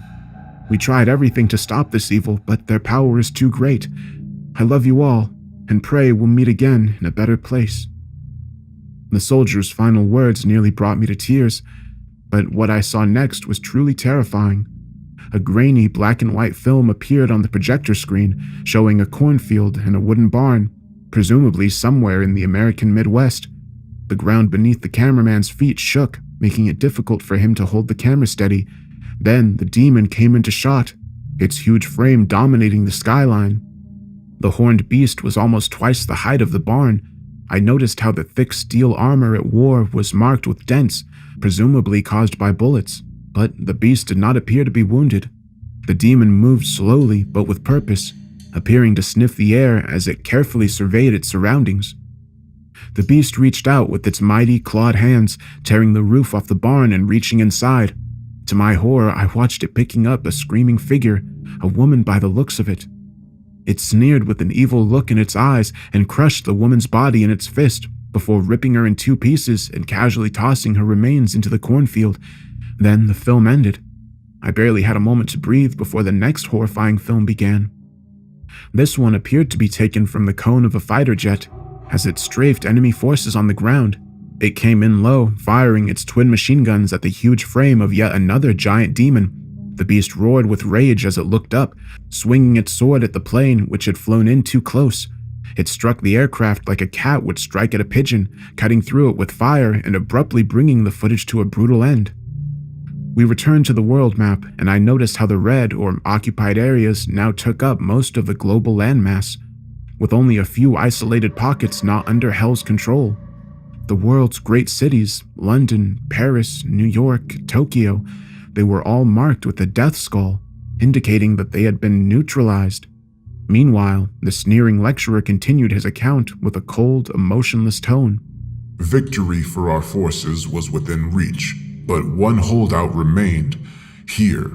He used the laser pointer to highlight Berlin on the map, which I noted was one of the few remaining cities not marked with an ominous skull. This is where humanity made their desperate last stand. Another transcript followed, this time from the diary of Hauptmann Heinrich Müller of Wehrmacht's 163rd Infantry Division, dated the 19th December 1942. Today, the shattered remnants of my division arrive in what they're calling Fortress Berlin. The generals have told us this is where we will break the fiendish invaders, but few of us believe this is possible. We will surely die in this city, but at least we'll die fighting. Berlin is already a graveyard, having been subjected to a constant bombardment of their damned fireballs, but we have learned some lessons from the disaster at Stalingrad, using the ruined buildings to our advantage as we engage the enemy in urban warfare. Perhaps we will hold them back, for a time at least. Our forces are quite the mixed bunch, consisting of battered Wehrmacht units, the remnants of the Red Army, and a scattering of French and Poles. Air support is being provided by the few planes the Luftwaffe and RAF have left. We even have some freed Jewish prisoners fighting as auxiliaries, and the price we paid for this tenuous coalition? Deposing Hitler and his Nazi cronies. They're all dead now, replaced by a junta of Prussian generals who rule over what little remains of the German Reich. We are anticipating simultaneous attacks from both the west and east, and our recon planes have reported huge forces amassing on the city's borders. We can deal with the zombie hordes as long as our ammunition supplies hold out. The giant demons are a far more serious foe, however. The generals tell us they can be killed by concentrated artillery bombardment or aerial bombing. Time will tell whether this is true. The weather is bitterly cold, and the tension and fear inside the city is palpable. Every day we lose more people, soldiers and civilians both. Many die from exposure or starvation, while others have committed suicide, and some have gone over to the other side. One of our patrols called into an apartment block last night after reports of a disturbance. They entered a family home to find a horrific scene. The mother and 3 children were laid out across the floor, their throats slit from ear to ear and their bellies cut open, exposing their innards in a sickening display. The father still had the butcher's knife in his hand. His mouth dripped with blood and there was a crazed look in his eyes, like he stared into the abyss for too long, the darkness having driven him insane. He charged at our men with the knife raised, unleashing a hellish wail as he came. 2 soldiers pumped him full of bullets with their MP40s, hitting him with almost 60 rounds before he finally stopped breathing. Sadly, incidents like this have become commonplace. We have heard little from the rest of the world. The support we hoped to receive from the Americans has not been forthcoming, and the reports we've received say the entire east coast of the US is ablaze. The few survivors who make it out of the enemy-held territory describe scenes of unspeakable cruelty and a biblical-scale slaughter. Perhaps our ramshackle army is the last significant resistance to Hell's invasion. We stand ready to fight as humanity's final hope. The next excerpt was dated the 23rd of December, 1942. I transcribed it as follows. The attack began at dusk as thousands of fireballs fell on our position with deadly accuracy, setting the city ablaze. Next came the Harpies, flying beasts which ascended from the dark skies to pick off our troops. Our anti-aircraft gunners had some success in combating these winged beasts, but our success was short-lived. The ground attack commenced at midnight in the same manner we've come to expect, with hordes of undead assaulting our lines, closely followed by towering demons. Wave after wave of the enemy fell under our fire. One of the demons was slain by heavy artillery fire, resulting in a chorus of cheers from our men, but once again, our victory was only temporary. The demons always fight in threes, and the other 2 reacted with a fury to their comrade's death, smashing our guns to pieces with their flaming swords. Our losses have been heavy, and we've been forced to abandon the suburbs, withdrawing our remaining forces to the city center. Here we shall make our final stand. The final entry was dated the 25th of December, 1942. Today is Christmas Day, but there is no cause for celebration. All the joy, the hope, and the love is gone from the world. All that is left is pain, suffering, and death. The enemy has taken control of the streets, forcing us beneath the ground. We are sequestered in the bunkers underneath the ruins of Reichstag, accommodation originally built for the Fuhrer and his staff. I can hear the wails of the harpies and roars of the demons even through the concrete walls. The beasts are tearing at the steel doors, and it won't be long until they break through. We will fight to the last man and the last bullet. Surrender is not an option. I have had time to think during these hours, to consider what has brought us to this terrible conclusion. Why did the legions of hell so suddenly emerge onto our mortal plane, and why has God abandoned us in our hour of need? I can only conclude that we brought this evil upon ourselves. The horrors we inflicted upon each other during the human war, the carnage and wanton slaughter, we paved the way for Satan's invasion. There was no one else to blame. I can hear them coming for us, tearing down the corridors. This is the end of everything. I had a lump in my throat and tears in my eyes by the time I finished reading the tragic account. I remember my right hand shaking uncontrollably as I continued to grip my pen. I had little time to consider the horrendous implications of what I'd just read, however, as the lecturer shot a sadistic smile and presented his final slide. And so, our glorious victory was complete. The age of mankind was at an end, and the time had come for our master to claim his spoils of war. Another film reel played over the projector, this time showing a horrific procession through a ruined city. I saw a company of demons stomping down a rubble-strewn avenue and a flight of hideous harpies soaring in the skies above. Suddenly, the camera panned upwards, showing a dark cloud front above the devastated city. I watched on in mesmerized horror as the clouds transformed and a face emerged from behind them. A horned beast with burning eyes and a wicked, hateful scowl, more terrifying than anything I'd seen up to this point. I swore the beast was staring directly at me as the recording continued. I wanted so badly to look away but was unable to do so, as those hideous eyes held me in a bewitching trance. The film ended as suddenly as it had begun, releasing me from its spell, but my relief was short-lived. To my fresh horror, I realized that everyone in the lecture hall was staring directly at me.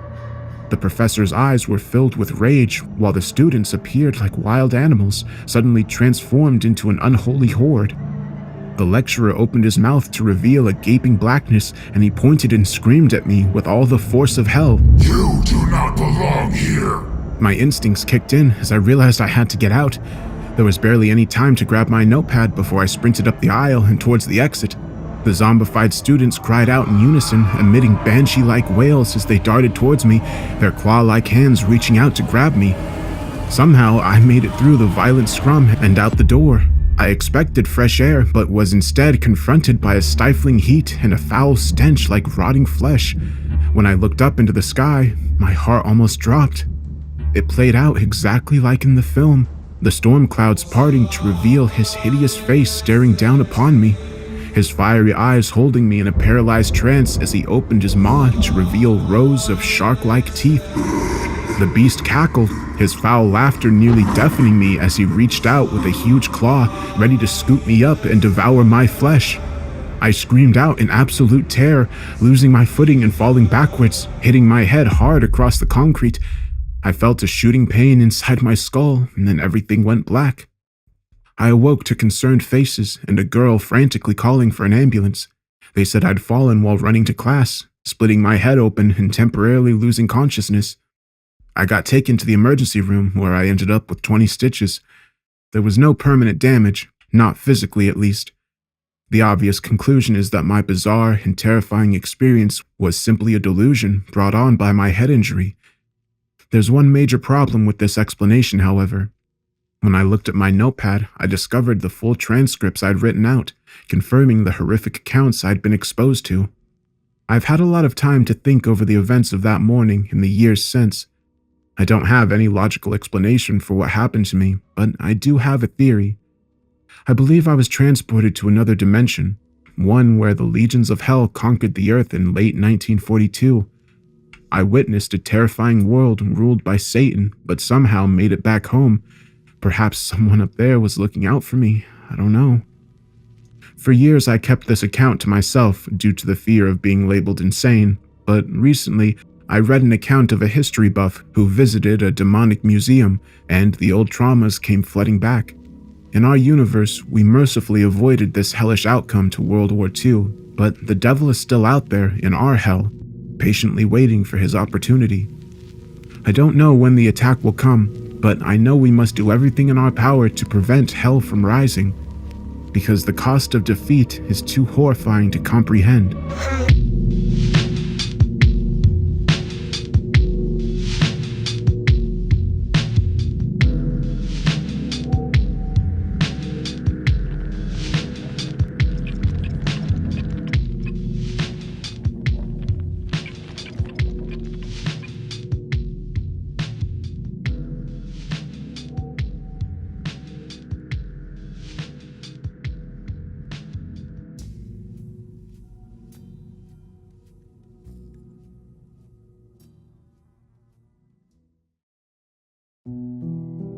It would be fair to say that I had a problem with authority during my mortal existence.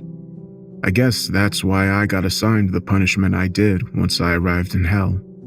As you can imagine, rebellious behavior isn't exactly encouraged here in the underworld. The devil and his cohorts do not tolerate dissent from the damned, and it's definitely not advisable to end up on Satan's wrong side. I wasn't a good guy when I was alive. I guess that goes without saying, but it's worth repeating. However, I'm not the worst man to ever be condemned to the underworld, and I often wonder whether I deserve my fate. I did some bad stuff for sure, but I was never a psychopath or serial killer. In a way, it's a shame I'm not pure evil, because those types tend to do well down here. If you were a murderous dictator or war criminal on Earth, then your skills are going to be very much in demand in this joint. That's as long as you know your place and don't dare to challenge the boss. As for myself, I suppose you could call me one of the lucky ones. That is to say, I wasn't subjected to the eternal torment dished out to millions of damned souls trapped within the 9 circles. Nor was I conscripted into the zombie hordes pulled from the streets of Dis and thrown into the meat grinder, becoming cannon fodder in Satan's endless wars of conquest across multiple dimensions. No, this wasn't to be my fate, either by luck or design. I got picked out from the rabble and assigned to work as a servant in Lucifer's palace, a grand castle of ice located in the very lowest circle of hell. Some think this job is cushy when you consider the alternatives. I would beg to differ. Can you imagine serving as a slave under the most evil and sadistic being in existence, surrounded by twisted demons and the ghosts of some of the most ruthless and bloodthirsty mass murderers in human history? If I ever put a single foot out of line, I face horrendous torture at my master's hands. And therefore, I must live in constant fear, unable to speak my mind or express my disgust at the savagery I'm forced to witness. But this story isn't about me. By an act of divine intervention, I've been given the opportunity to recount my sorry tale. But more importantly, I'm here to share my experiences as an observer of Hell's war upon the mortal plane. I can only hope and pray that my words reach those who will listen, and that I can make some small difference in this screwed-up universe. It is often believed that Lucifer is trapped within the deepest and most severe circle of Hell, Level 9, Treachery, a vast frozen ocean without warmth, life, or hope. Well, this is partly true. The devil is confined to the 9th circle, for now at least, but alas, he is not frozen, helpless, and impotent under the thick ice. Instead, he dwells within a vast palace built from that same icy material, its ugly towers and high walls dominating the 9th circle and acting as a lasting monument to his terrible power. Lucifer rules over hell with an iron fist, either directly or through his cadre of demonic lieutenants and subordinates. However, Satan's influence wanes the higher one ascends through the circles, and his control of Limbo, the 1st circle, is only nominal. But hell is not enough for Lucifer. It never has been. His ultimate goal is to conquer Earth, to destroy our world and take ownership of the bodies and souls of every human being. This is what he's been working towards for millennia, and there's nothing he won't do to achieve this victory. And how do I know this? Because I've witnessed his invasion firsthand. But even with his vast armies, his many fifth columnists, and his world-ending weaponry, Satan is not unopposed in these wars. And I know the forces of good are still up for this fight. But let me take you back to the day when Lucifer launched his latest blood-soaked invasion. Me and my fellow slaves were on duty inside of the war room, buried deep within the icy chambers beneath Lucifer's fortified palace. How can I describe the war room?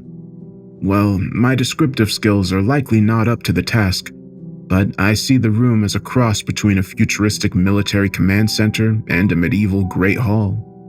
The walls were carved from the ice many thousands of years ago, and, as you would imagine, the interior is bitterly cold. At least for us damned souls who are dressed in little more than sparse, filthy rags. We shiver through our duties, knowing all too well the harsh penalty for making any complaint. In the center of the chamber sits a huge round table made from the finest marble. The fact that the table is circular might suggest that all who sit around it are equal in status, but I can assure you this isn't the case. Lucifer sits upon a mighty throne of twisted iron, which towers above the wooden chairs of the other attendees.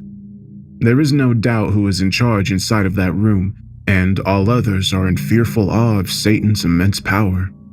The military operations are managed through a three-dimensional projection of our globe, which appears above the center of the vast round table. Although whether this visual representation is created by advanced technology or black magic, I cannot say.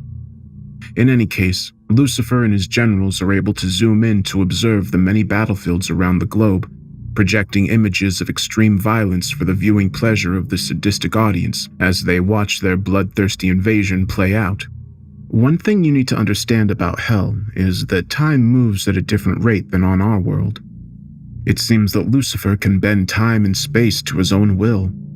In any event, an invasion that may last weeks, months, or even years on the mortal plane can pass in mere hours or minutes inside Hell's war room. As for the role of me and my fellow slaves, well, our job is to cater to every whim of Lucifer and his demonic generals. We will bring them fresh meat, whose origins I dare not imagine, alcohol, narcotics, and sexual partners of their preference, although Lucifer forbids such activities during wartime as being unnecessary distractions. And sometimes our only function is to act as punching bags for their verbal and physical abuse. We're dealing with a cruel and sadistic crowd after all, and we slaves have no rights. We can only stand there, take their abuse in good humor, and hope the demons don't subject us to more severe tortures. What's important, however, is that we are present, and even though our masters insist we remain silent and invisible, we witness all that occurs in that horrifying room. And I saw it all on that extraordinary day in the pits of hell. Let me begin by introducing the cast of this horrid tale. Well, there's the main man, of course, Lucifer, Satan, the devil, Lord of the Flies. He is probably the second most powerful entity in existence, and boy, he is pissed about not being number one. Satan has been bitter and enraged ever since his failed rebellion and banishment from God's kingdom. For millennia he has dwelt in hellish exile and plotted his revenge, a twisted obsession which has entirely consumed him. The devil holds all the power in his realm and is not afraid to demonstrate this fact.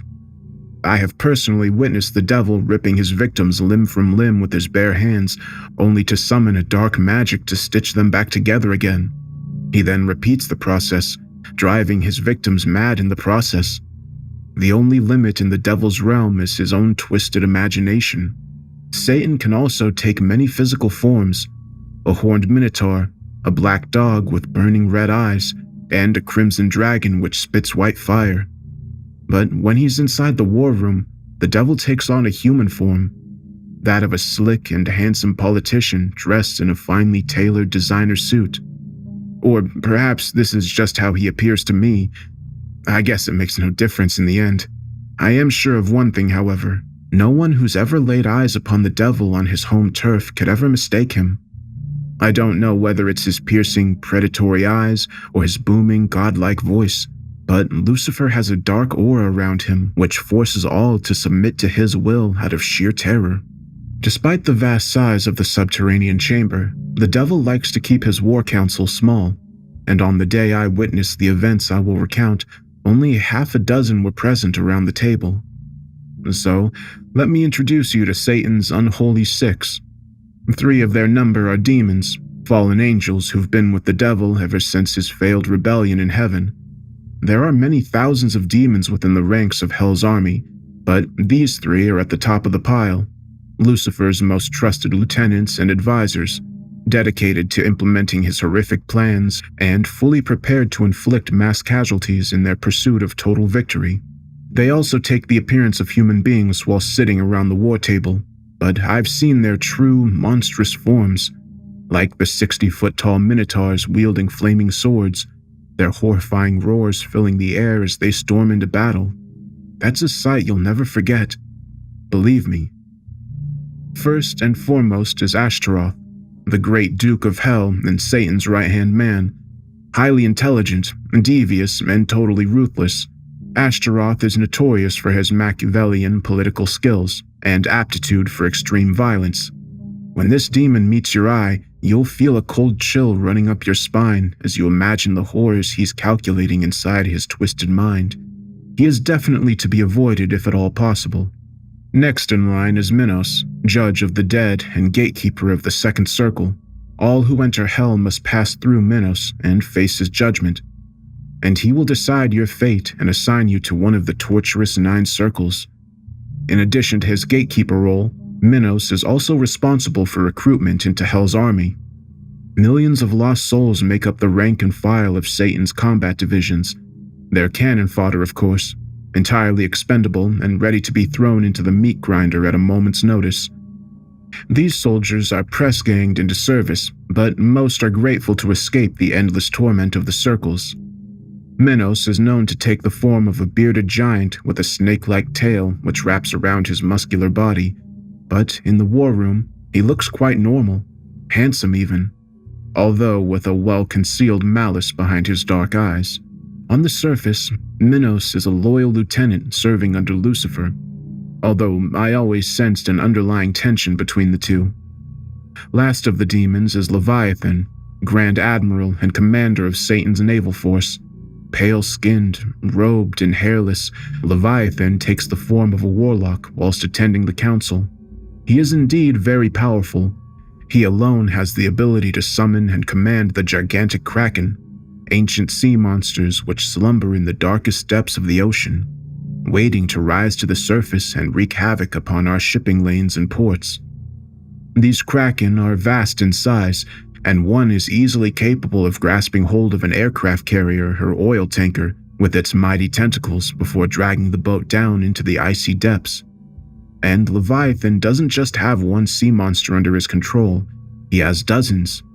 Satan's admiral says little during these war councils, but there's no doubt he plays a crucial role in the devil's devious plans.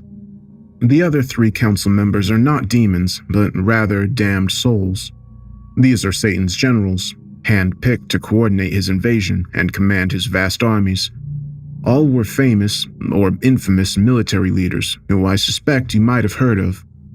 First, there's Erwin Rommel, or the Desert Fox, as he was known on the mortal plane. The German general became famous due to his stunning performance as a tank commander during World War II, serving in France, North Africa, and France again before his death in October 1944. As he sat in the war room, Rommel looked near identical to the photographs I recall seeing in the history books, right down to his chiseled Aryan looks and spotless Wehrmacht officer's uniform. The German may have been deceased, but he remains a true professional committed to winning, even if the cause isn't his own. He is considered the best of Satan's generals and has a position of authority over the others. Next around the table is Belisarius, military commander of the Byzantine Empire during the 6th century and instrumental in reconquering most of the Mediterranean during a series of battles and wars spanning several decades. Sometimes called the last of the Romans, Belisarius is remembered on our world as a great strategist and brave general who fought side by side with his troops. But ultimately, Belisarius was betrayed by Emperor Justinian, who ordered his general's eyes put out, leaving him a blind beggar on the streets of Rome for the remainder of his life. In death, he remains blind, but his other senses are sharpened, and his strategic senses are as good as they were during his glory days. With his eyes removed and his hair and beard white and disheveled, Belisarius doesn't look like much at first glance, but he's been fighting Lucifer's wars for centuries and should not be underestimated. Last but not least on Satan's council is Boudica, queen of the ancient Iceni tribe, who led an uprising against the Roman occupiers in 1st century Britain. Clad in red robes and with long flowing hair, Boudica is known for her beauty, but also her skill and strength in battle. Her name comes from the Celtic word for victory, and despite her eventual defeat and death, Boudica is remembered as a heroine in Britain and beyond. This raises the question of how these military leaders ended up in hell leading Lucifer's vile legions. They are hardly the evilest villains from history after all. Nevertheless, Rommel was Hitler's general. Belisarius slaughtered civilians during the Nika riots, and Boudica's army put 80,000 Romans to the sword during her bloody rebellion. The truth is, few escape from war without committing mortal sins. And you're probably wondering why the worst monsters and mass killers from history don't have a seat at the table. Where are Genghis Khan, Hitler, Stalin, and Mao, you might ask? Well, don't worry, they're all here in hell. The trouble is, such megalomaniacs don't take well to being number two, and Satan never fully trusts these dictators, as he fears they'll stage a revolt against his rule. For those reasons, these human monsters are regulated to the very lowest level of hell, a little-known torture chamber located beneath the frozen sea of the Ninth Circle. Down in the icy depths, they are subjected to unimaginable and endless torture. You can sometimes hear their desperate, mad screaming through the ice, a chilling reminder of the fate of those who would dare challenge Satan in his own kingdom. So, on that fateful day, the huge ice chamber which served as the devil's war room was the place of work for me and two other damned souls. I don't know their names or what they did in life to end up down here. One learns pretty quickly that hell isn't a place for making friends.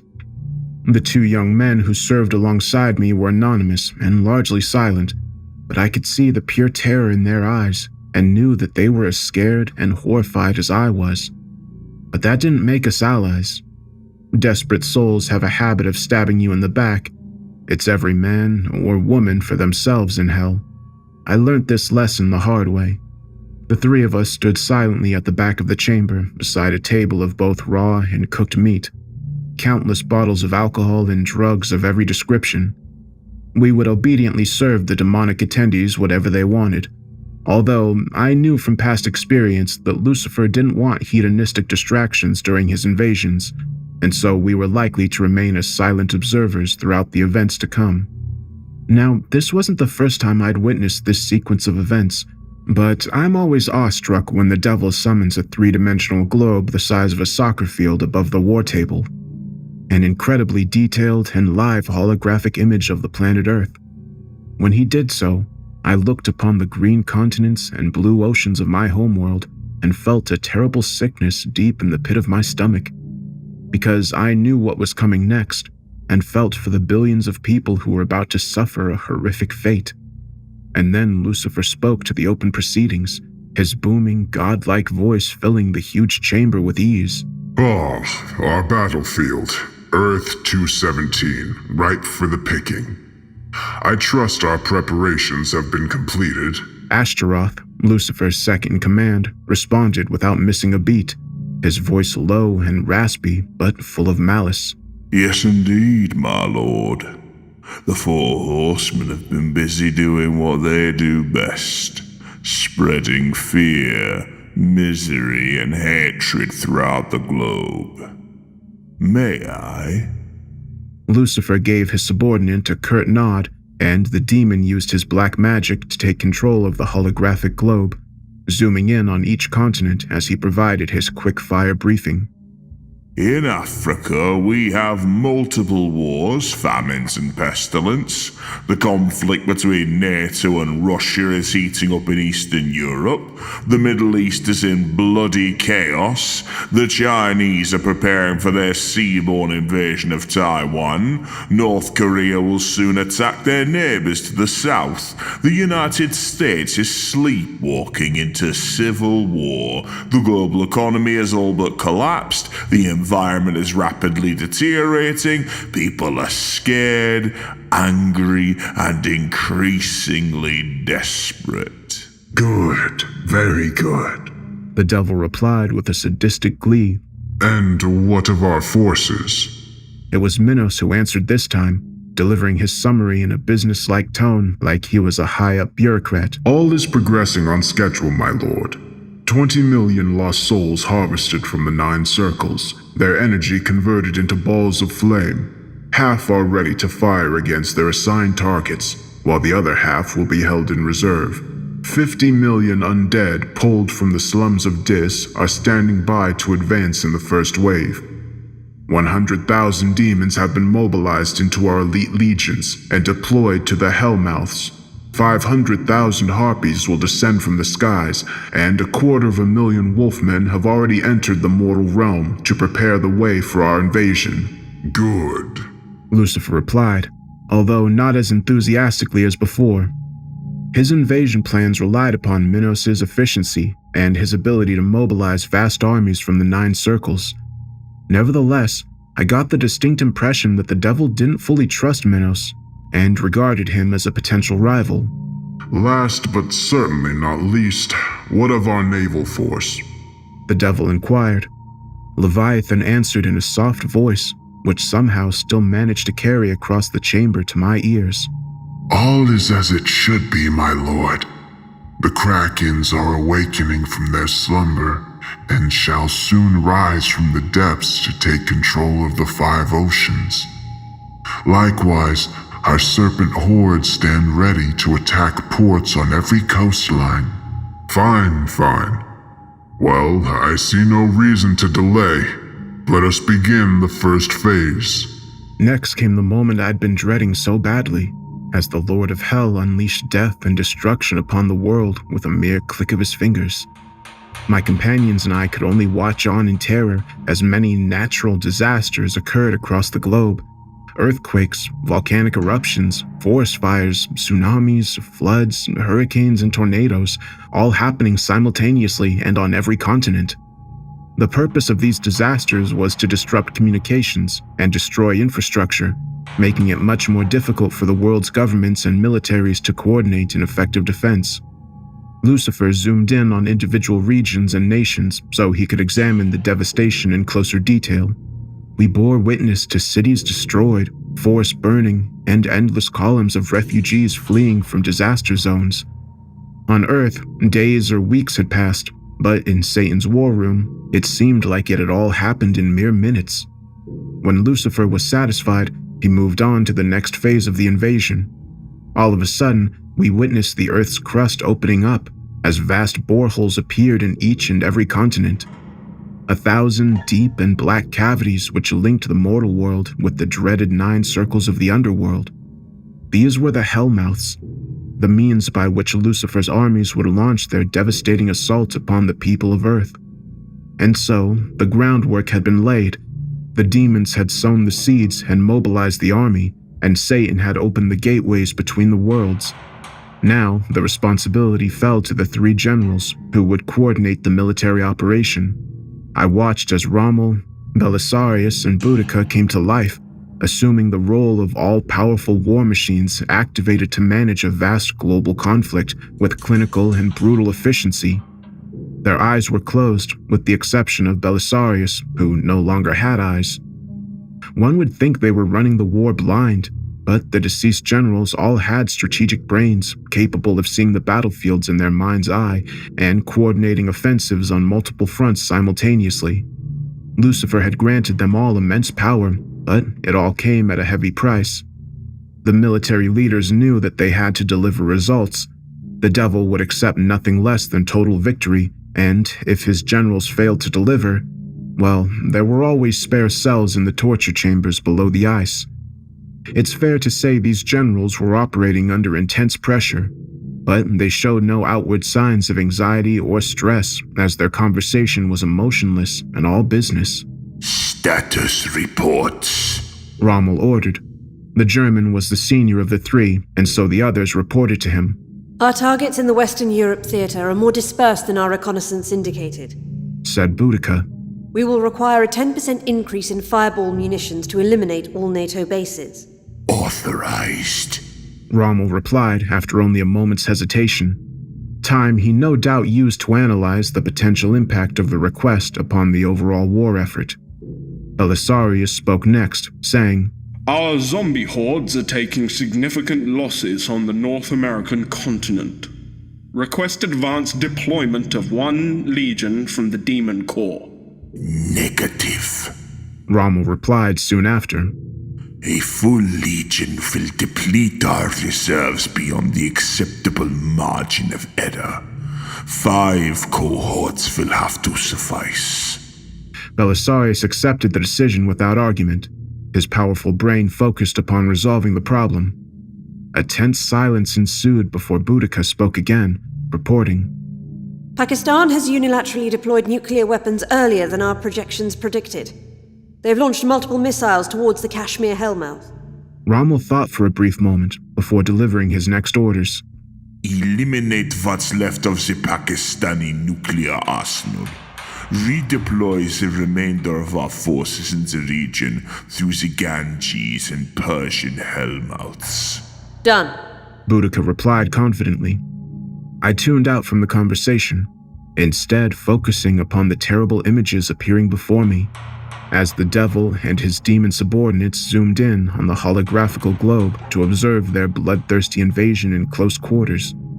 The horrifying scenes included a pack of savage werewolves tearing through what looked like an army barracks, ripping unprepared soldiers to shreds as they emerged from their cots. Next, I saw an airbase being assaulted by dozens of flaming fireballs. The control tower was already ablaze, as fighter jets were blown apart by precision strikes before they could even take off. Next came images of zombie hordes on the streets of Paris, tearing into civilians and soldiers alike in a sickening bloodbath.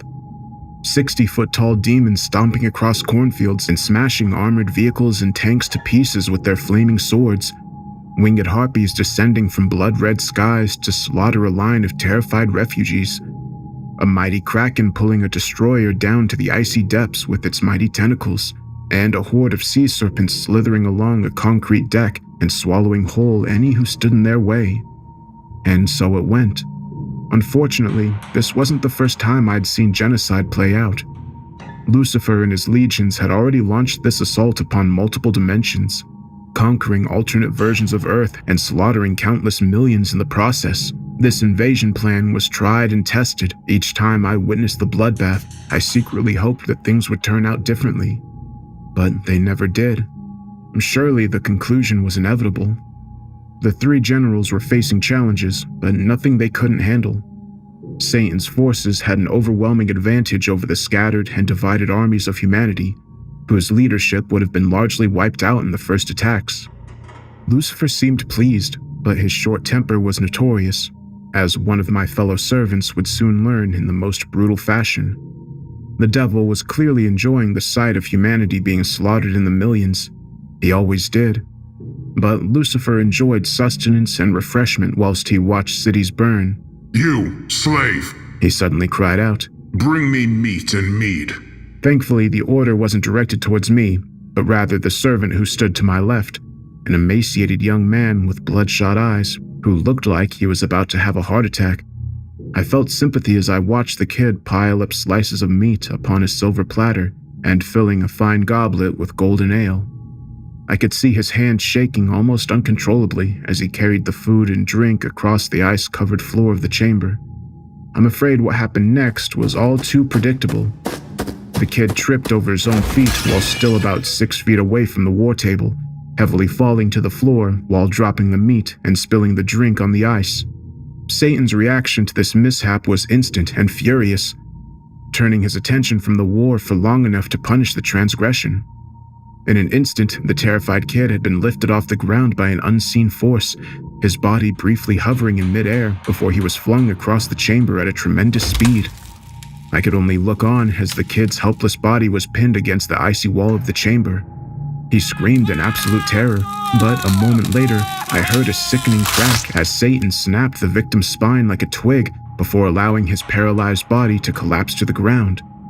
The crippled servant looked at us with pain and shock in his eyes, trying to mouth a plea for help, although he was no longer able to speak or move.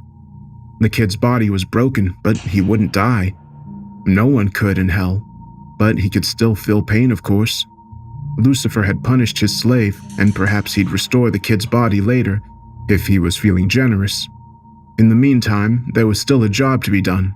Clean up this mess and bring me what I desire, Lucifer demanded. He hadn't directed his order to anyone specifically, but there were only 2 of us left now, and my companion was frozen in fear, seemingly unable to move from the spot. I knew it was up to me, otherwise we would all suffer an even worse fate. Working quickly, I scampered across the ice and collected the dropped items in my shaking hands before retreating back to the food table, piling up fresh meat and refilling the goblet. I don't know how, but I summoned the strength to serve the devil his meal. As I carefully set the plate and goblet down on the table, Satan cast me a brief glance, glaring through me with his hateful eyes before dismissing me with utter contempt. I bowed my head in submission before retreating from the war table, relieved that I hadn't been crippled or subjected to some sort of perverse torture for the devil's amusement. Meanwhile, the destruction of Earth continued as the war drew towards what seemed like an inevitable conclusion. My lord, Rommel announced. The world's surviving political and military leaders are discussing their final strategy. Ashtaroth interrupted at this point, speaking for the first time since the beginning of the briefing. Our agents have been working hard, whispering our message in the ears of desperate politicians and generals. I am confident that they will decide to deploy the nuclear option. Excellent, the devil replied with a twisted grin on his lips. You might find it crazy that Lucifer and his minions would actually want the human race to use nuclear weapons and effectively destroy the planet in the process, but in fact, this is all part of the plan. The devil doesn't care if his armies are disintegrated in atomic fires. He can always replace his foot soldiers. There's no shortage of damned souls in the 9 circles after all. Nuclear apocalypse will do nothing to stop his invasion, but it will hasten the extinction of humanity, which is the ultimate goal. Believe me when I say Satan is quite happy to burn the whole world down just so he can rule over the ashes. I had tears in my eyes and a sickness in the pit of my stomach as I watched the missile launch sites light up across the globe, both from ICBM silos and nuclear submarines at sea. Soon, thousands of missiles rose into orbit before beginning their descent towards their targets. I lowered my head in grief, feeling sure that I was about to witness the death of yet another world, but what happened next was something I never could have anticipated. I saw flashes of white light and looked up at the globe, astonished as the missiles were plucked from the air one by one, taken by an unidentified force before they could hit their targets and detonate. It seemed like this development took everyone by surprise, as the tension inside the chamber nearly reached the breaking point. A lengthy pause ensued as we all watched the nuclear apocalypse being diverted, and then Lucifer reacted with predictable fury. What is this? What have you morons done? His tirade was aimed towards his 3 generals, their former confidence now gone. The normally unflappable Rommel was suddenly lost for words, his jaw dropping and eyes widening in raw panic. Instead, it was left to Boudica to blurt out a response. My lord, we have followed the protocols to the letter. There's no way we could have predicted this development. Unacceptable! The devil screamed. I will not tolerate failure! In an instant, Lucifer rose from his throne and raised his claw-like hands, summoning fire from thin air and shooting a stream of napalm-like flames towards the trio of hapless generals.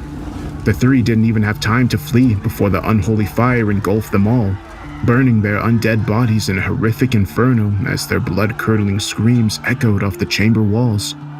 I knew I could well be next, and so I instinctively dived for cover behind the food table. The devil missed me, but my companion wasn't so lucky. He tried to run, but didn't get far. Lucifer must have seen him out of the corner of his eye, and he fired a ball of white flames which hit the servant as he ran, burning his skin and flesh in a sickening display. I remained in hiding as Satan remonstrated his demon lieutenants.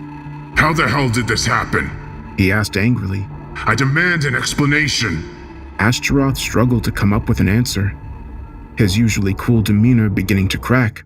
My lord, this is an unexpected setback to be sure, but there is no need for despair. We can regroup our forces and... Suddenly, Minos interrupted, much to his fellow demon's annoyance. My lord, perhaps this is the scenario we previously discussed. It appears to me that heaven's forces have intervened to disrupt our invasion. Lucifer turned on his subordinate, a renewed fury in his dark eyes as he spat. Lies! He would not dare to challenge me! Either by chance or design, the response to the devil's defiant words was instantaneous, as a thunderous roar filled the chamber, and the ice-covered ceiling above us was broken.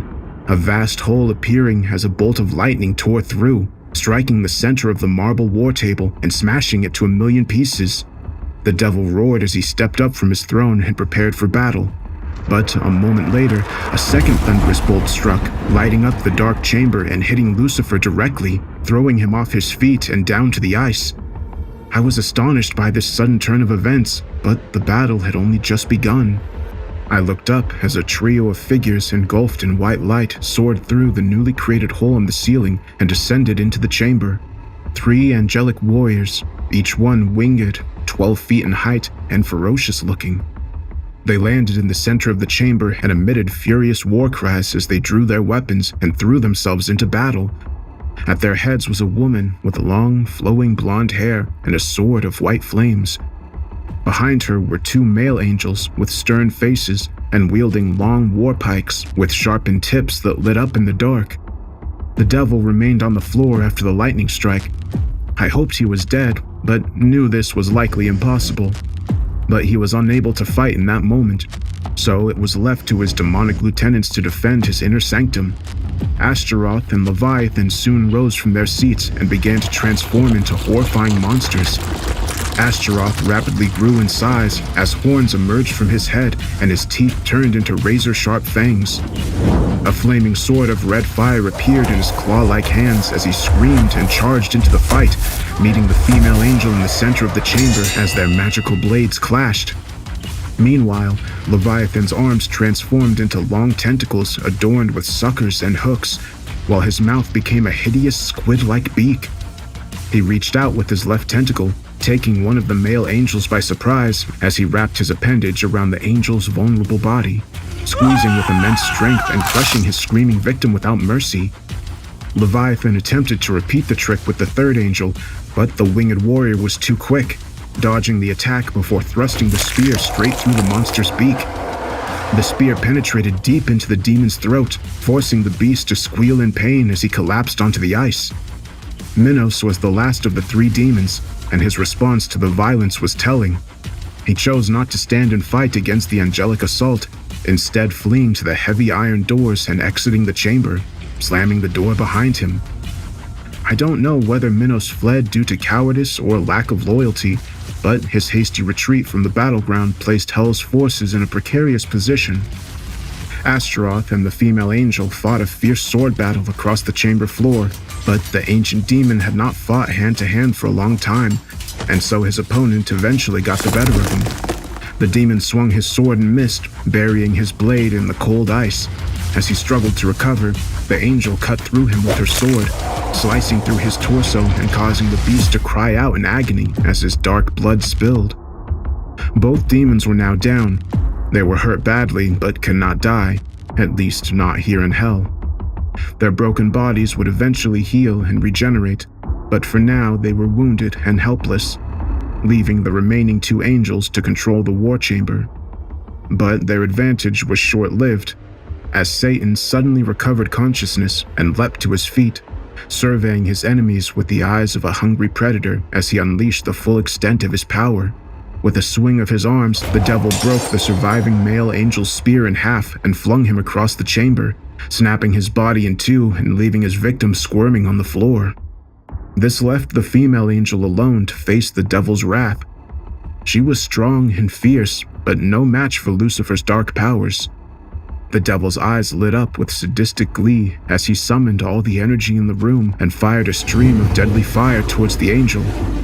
She blocked the flames with her sword, but the attack was so powerful that she was thrown off her feet. Satan's cruel grin widened as he closed in for the kill. The angelic warrior was weakened but not beaten yet. She raised her sword in the air and cried out a prayer, appealing to a higher power. The response from heaven was instantaneous, as a second later, a fresh bolt of lightning, the most powerful yet, tore through the hole in the ceiling, using the angel's sword as a conductor. Her blade burned fiercely as she absorbed it and made use of God's immense energy. Aiming the sword, she fired a stream of blue fire, but it was not directed at Lucifer's body, but rather at the ground he stood upon.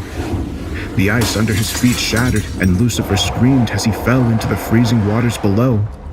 His body disappeared under the surface. In an instant, the ice was reformed, trapping him underneath. The 12-foot angel pulled herself up from the floor, sheathing her weapon and surveying the carnage around her. I hoped she wouldn't notice me cowering behind the food table, but of course she saw me. Come now, child. The danger has passed. Emerge from your hiding place and come speak with me. I did so, nervously walking over to the mighty winged warrior on shaking feet. I felt sure that I would face divine punishment for my role in these events, but when I looked up into her deep blue eyes, I saw compassion and empathy, emotions I'd nearly forgotten during my time in the depths of hell. My name is Ariel, and I have been placed in command of God's forces in the battle to save Earth from Satan's legions. I was still confused, and I had so many unanswered questions. I don't understand, I whimpered. This invasion has played out so many times across the dimensions. I've seen it happen on world after world, and this was the first time you people have intervened. It is true that we've joined this battle late. Humanity has brought much of its suffering upon themselves through their sinful actions. Still, my Lord will not abandon mankind in their hour of need. We have taken the fight to Lucifer's home turf and given him a bloody nose.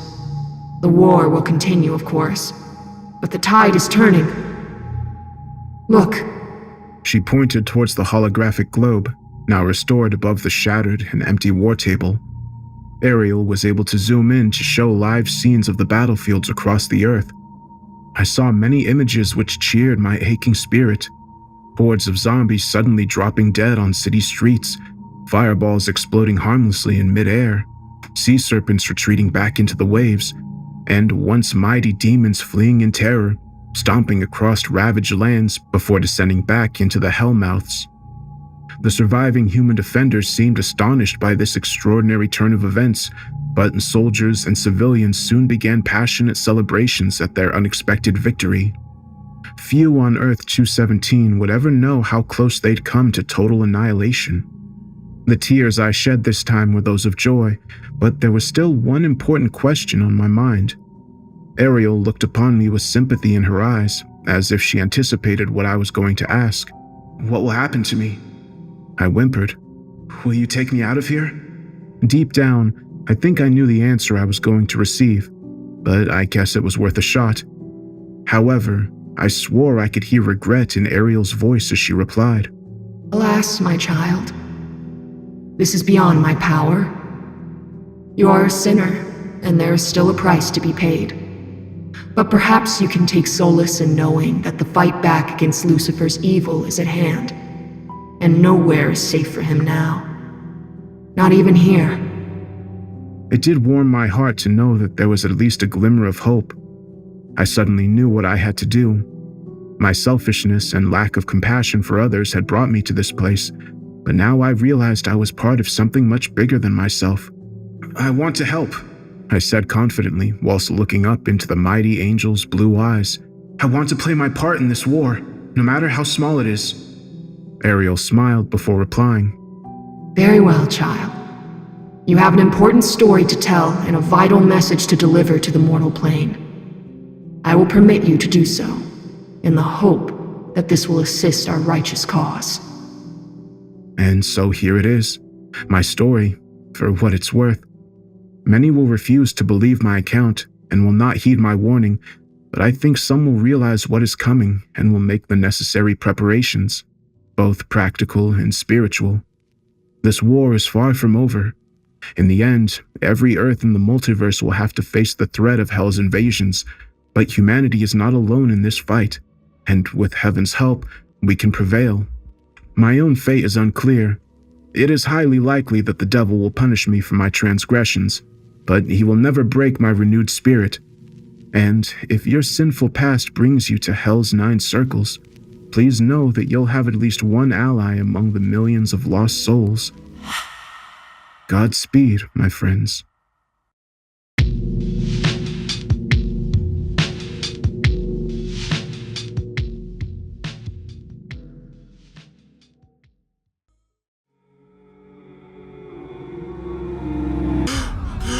I awoke with a sudden gasp, my eyes shooting open as they slowly adjusted to my new surroundings. I felt a stifling heat and struggled to move.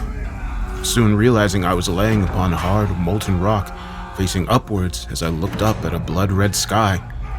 My whole body ached and every moment was agony, but eventually I was able to lift one arm and then the other, slowly raising my hands up to my face so I could touch my cheeks. I couldn't explain it, but my skin was ice cold, even though the temperature was boiling hot. And suddenly, my ears were filled with a cacophony of sounds, shouts, screams, animalistic roars, gunshots, and the clink of metal against metal.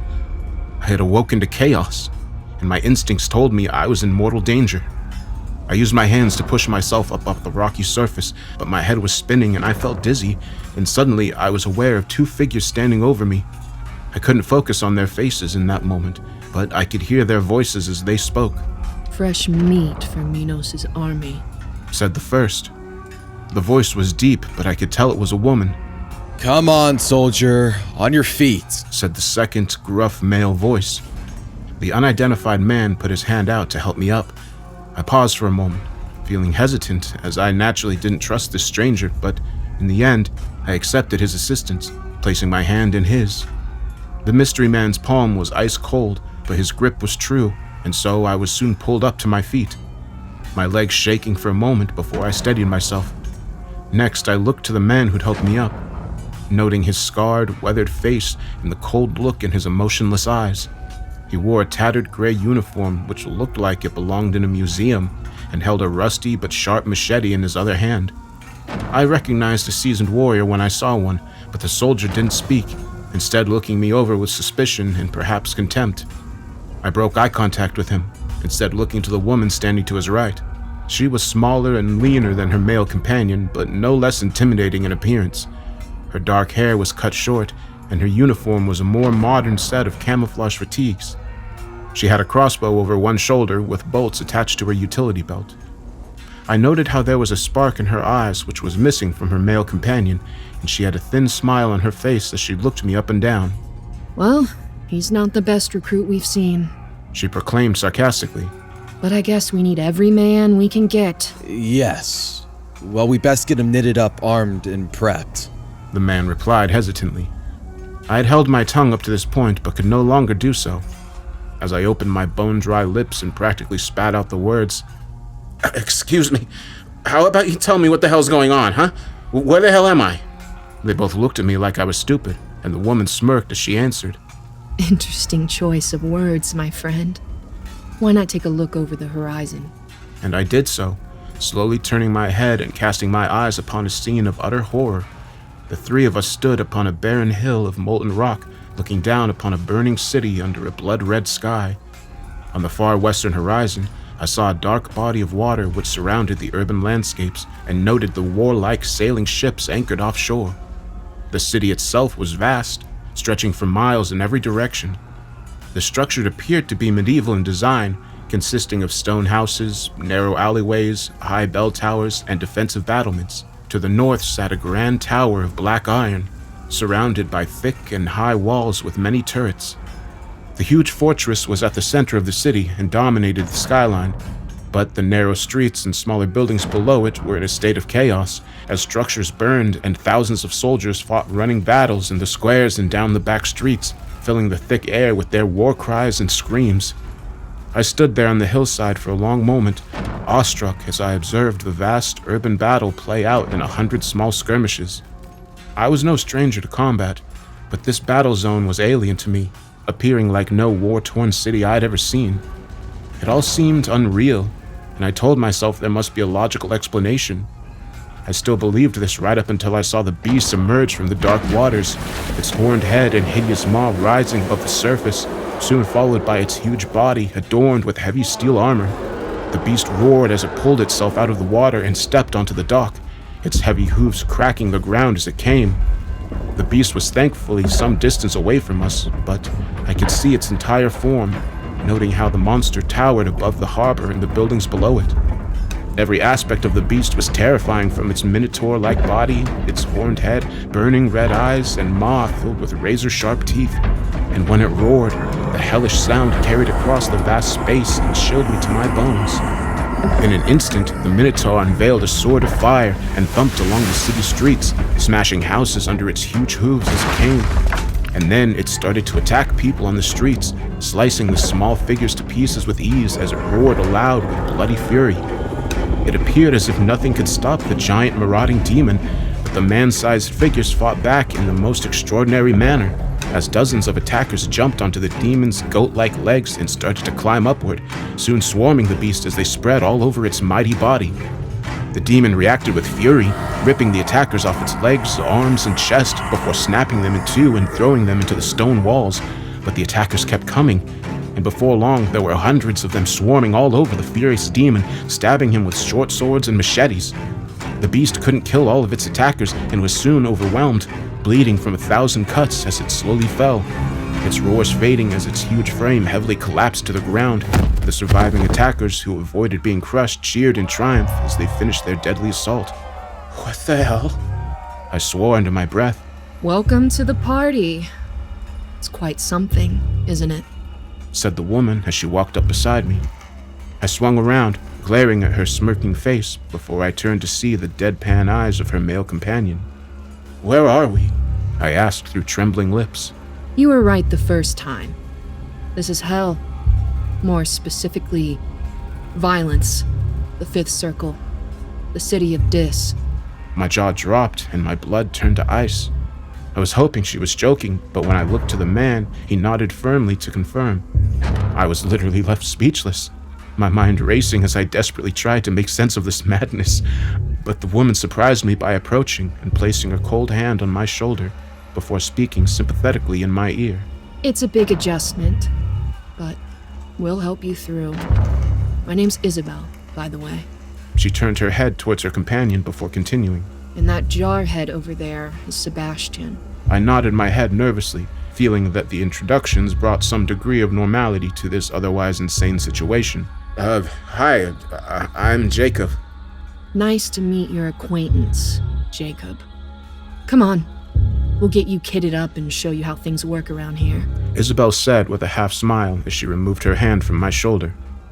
Isabel and Sebastian turned their backs on me and started to walk down the hillside, presumably expecting me to follow.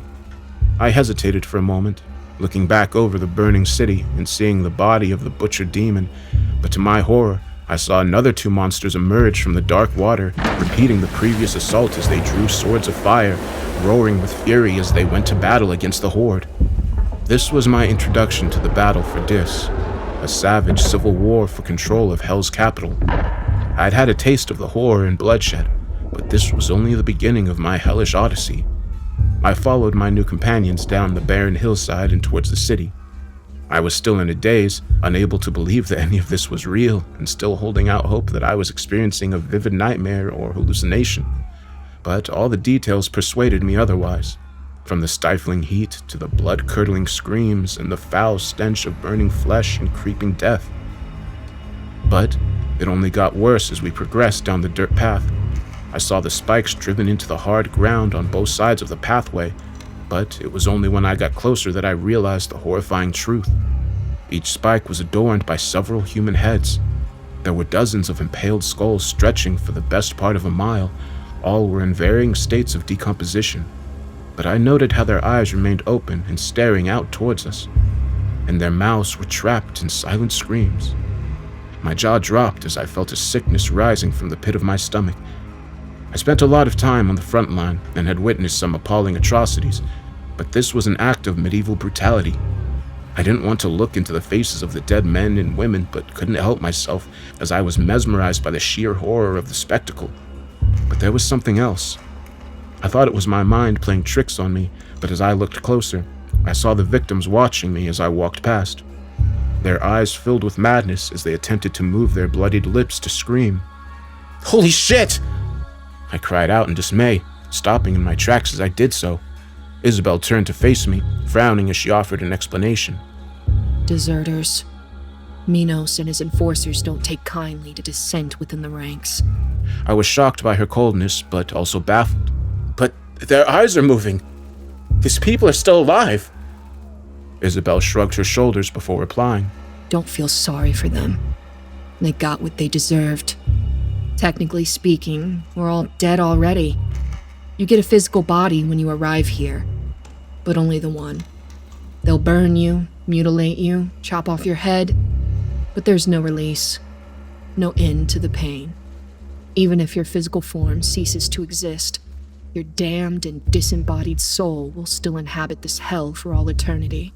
She paused briefly, perhaps for a dramatic effect, before continuing. Sometimes you can hear the voices in the wind, mad laughter and insane ramblings, the product of demented minds. I stared at her for a long moment, a cold chill running down my spine as the terrifying implications of her words hit home. Next, I looked to Sebastian in desperation, hoping for some reassurance from the giant man, a few words, but all I got was a hard stare and an uncompromising order. We need to keep moving. I didn't think it was wise to go against this veteran soldier, but I had reached the end of my tether, experiencing a fiery defiance as I spoke out. No! This is bullshit! I'm not taking another step until you people tell me what's going on. What are we doing here? Sebastian's response surprised me because he bellowed laughter before he spoke. We're doing what we've always done, soldier. Fighting somebody else's war. I turned in confusion, noting her intense expression as she spoke with an urgency in her voice. Listen, Jacob, I'm only going to explain this once. We don't have time for malingerers, so you need to get your shit together and start pulling your weight. This is hell, and we are at war. Our leader is Minos, Hell's gatekeeper and former lieutenant to Lucifer. Minos long served as the recruiter for Satan's armies, but no more. He's risen up against the devil, and now all 9 circles are in bloody chaos. But Hell's politics don't mean a damn to us. We're doing what soldiers have always done. Fighting for our comrades and watching each other's backs. I shook my head, breaking eye contact with the woman as I looked back at one of the severed heads, focusing upon his crazed eyes and watching as his dark pupils dilated. Am I going to end up like him? I whispered fearfully. You might do. Isabel answered with brutal honesty. But that's the worst case scenario. Believe it or not, there's still a glimmer of hope for us. It's a long shot, but there's a way out. I noticed the slightest sparks in Isabel's tired eyes, and it did give me hope. I wanted to ask more, but she cut me off before I could speak, saying, You'll find out the details soon enough. But right now, we need to get back to the camp. We don't want to wait for Minos' enforcers to come looking for us. Believe me. With that, she turned and started marching briskly down the hillside with Sebastian striding beside her. I took one last look at the mounted skulls before lowering my head in shame and disgust, and then I continued to follow my companions, realizing that they offered my best chance at survival in this deadly hellscape. I was sweating profusely by the time we descended the hill, as the temperatures seemed to increase the closer we got to ground level. And the ground we walked upon was so hot that I could feel the soles of my feet burning, even through the heavy boots I still wore. I thought about commenting on this to my companions, but soon reconsidered. Eventually, we reached a large camp located on the outskirts of a vast medieval city. I was not impressed by the ramshackle base, which consisted of a collection of dirty tents and a mob of poorly disciplined soldiers who all appeared unmotivated and exhausted. I observed the rabble who stood and sat amongst the tents, noting the dead and empty expressions upon their faces as they kept their heads firmly down. I noted how their often tattered uniforms were an odd mixture from throughout history, everything from tunics and bronze armor of Roman centurions to modern and camouflaged combat fatigues. I guessed that these men, and a few women, were soldiers who had fallen in battle throughout history before being dispatched here to hell. This gave me pause for thought. In the short time since my arrival in Dis, I had had little opportunity to consider the circumstances of my death. I tried to think back, but found there was a gap in the memory. The likelihood is that I was killed instantly in combat, either in an IED attack or artillery bombardment. In a sense, it didn't really matter how I'd met my end. I knew it was only a matter of time until the war took my life. But why had I ended up here, in the depths of hell? I was raised in the church, but had long since turned my back on my faith. Even so, deep down, I think I always knew I was going to end up here. I tried to justify my heinous actions, repeating the much overused phrase, "bad things happen in war." Perhaps some of the lives I took were justified, soldiers killing soldiers in honorable combat. But then there were other killings, the shedding of innocent blood. My mind was taken back to that fateful day. the house burning fiercely while the tiny bodies lay on the grass in the foreground, their innocent, lifeless eyes staring up into the blue sky above. I shook myself out of that memory, and my body shuddered. I didn't wish to revisit that day, even if it meant facing the terrifying reality of the situation around me. Still, even in the midst of the mass of filthy, unwashed bodies and dead stares, there were fresh horrors to witness. I saw a substantial pit on the edge of the encampment and made the mistake of walking over to the edge and looking down. Inside of the long and deep pit were hundreds, perhaps thousands of broken bodies.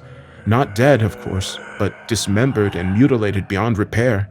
Some were cut in half, their intestines hanging out in a grotesque display. Others were little more than severed heads, and many were missing limbs, but all appeared to be conscious of their horrific situation, staring up at me whilst moaning or pleading, all begging for a final release from their suffering, but I was powerless to help them. Isabel came up behind me, making me jump as she whispered in my ear, Minos' rejects. Soldiers so badly wounded that they can no longer fight. The trench will be set alight in the coming hours. Their flesh burnt to ashes while their souls remain trapped here forever. That's what we're trying to avoid, Jacob. She left me by the side of the trench as I attempted to process the horror. I noticed how the able-bodied soldiers avoided looking into the pit and did nothing to help their stricken former comrades. Perhaps it was predictable that hell was a cruel domain where compassion and mercy were all but non-existent. And before long, I followed the example of my companions, turning away from the pit and ignoring the pained moaning of the damned. The three of us soon joined a long line of soldiers waiting to be armed and equipped. After some time, we reached the top of the line, where a scarred-faced armorer with a black patch covering his missing right eye allocated us weapons and body armor without comment. I saw how Sebastian was given an ancient, bolt-loaded rifle which looked like it belonged in a museum, and Isabel received new bolts for her crossbow and a sharp bowie knife, and the armorer gave me a short sword and a circular shield. I looked at my allocated weaponry with bafflement after we were ushered away from the line. In life, I had been a 21st century soldier fighting with an assault rifle, shoulder-mounted missile launcher, or remote-controlled drone, but here in Dis, they expected me to fight with weapons that might have been used in the Battle of Troy. "What the hell is this?" I asked Isabel. She smirked before replying. Look around you, Jacob. I did so, noting how only about 1 in 5 soldiers carried firearms, most of them obsolete rifles and muskets. Most of the rest of the raging army were equipped with handheld weapons, swords, spears, and bows, and some of those present held no weapons whatsoever, and so were presumably expected to fight with their bare hands. I don't get it, I said while shaking my head. Dis doesn't exactly have a thriving arms industry.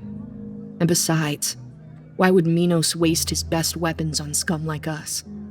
We're cannon fodder, Jacob. Fit for nothing better than human wave attacks.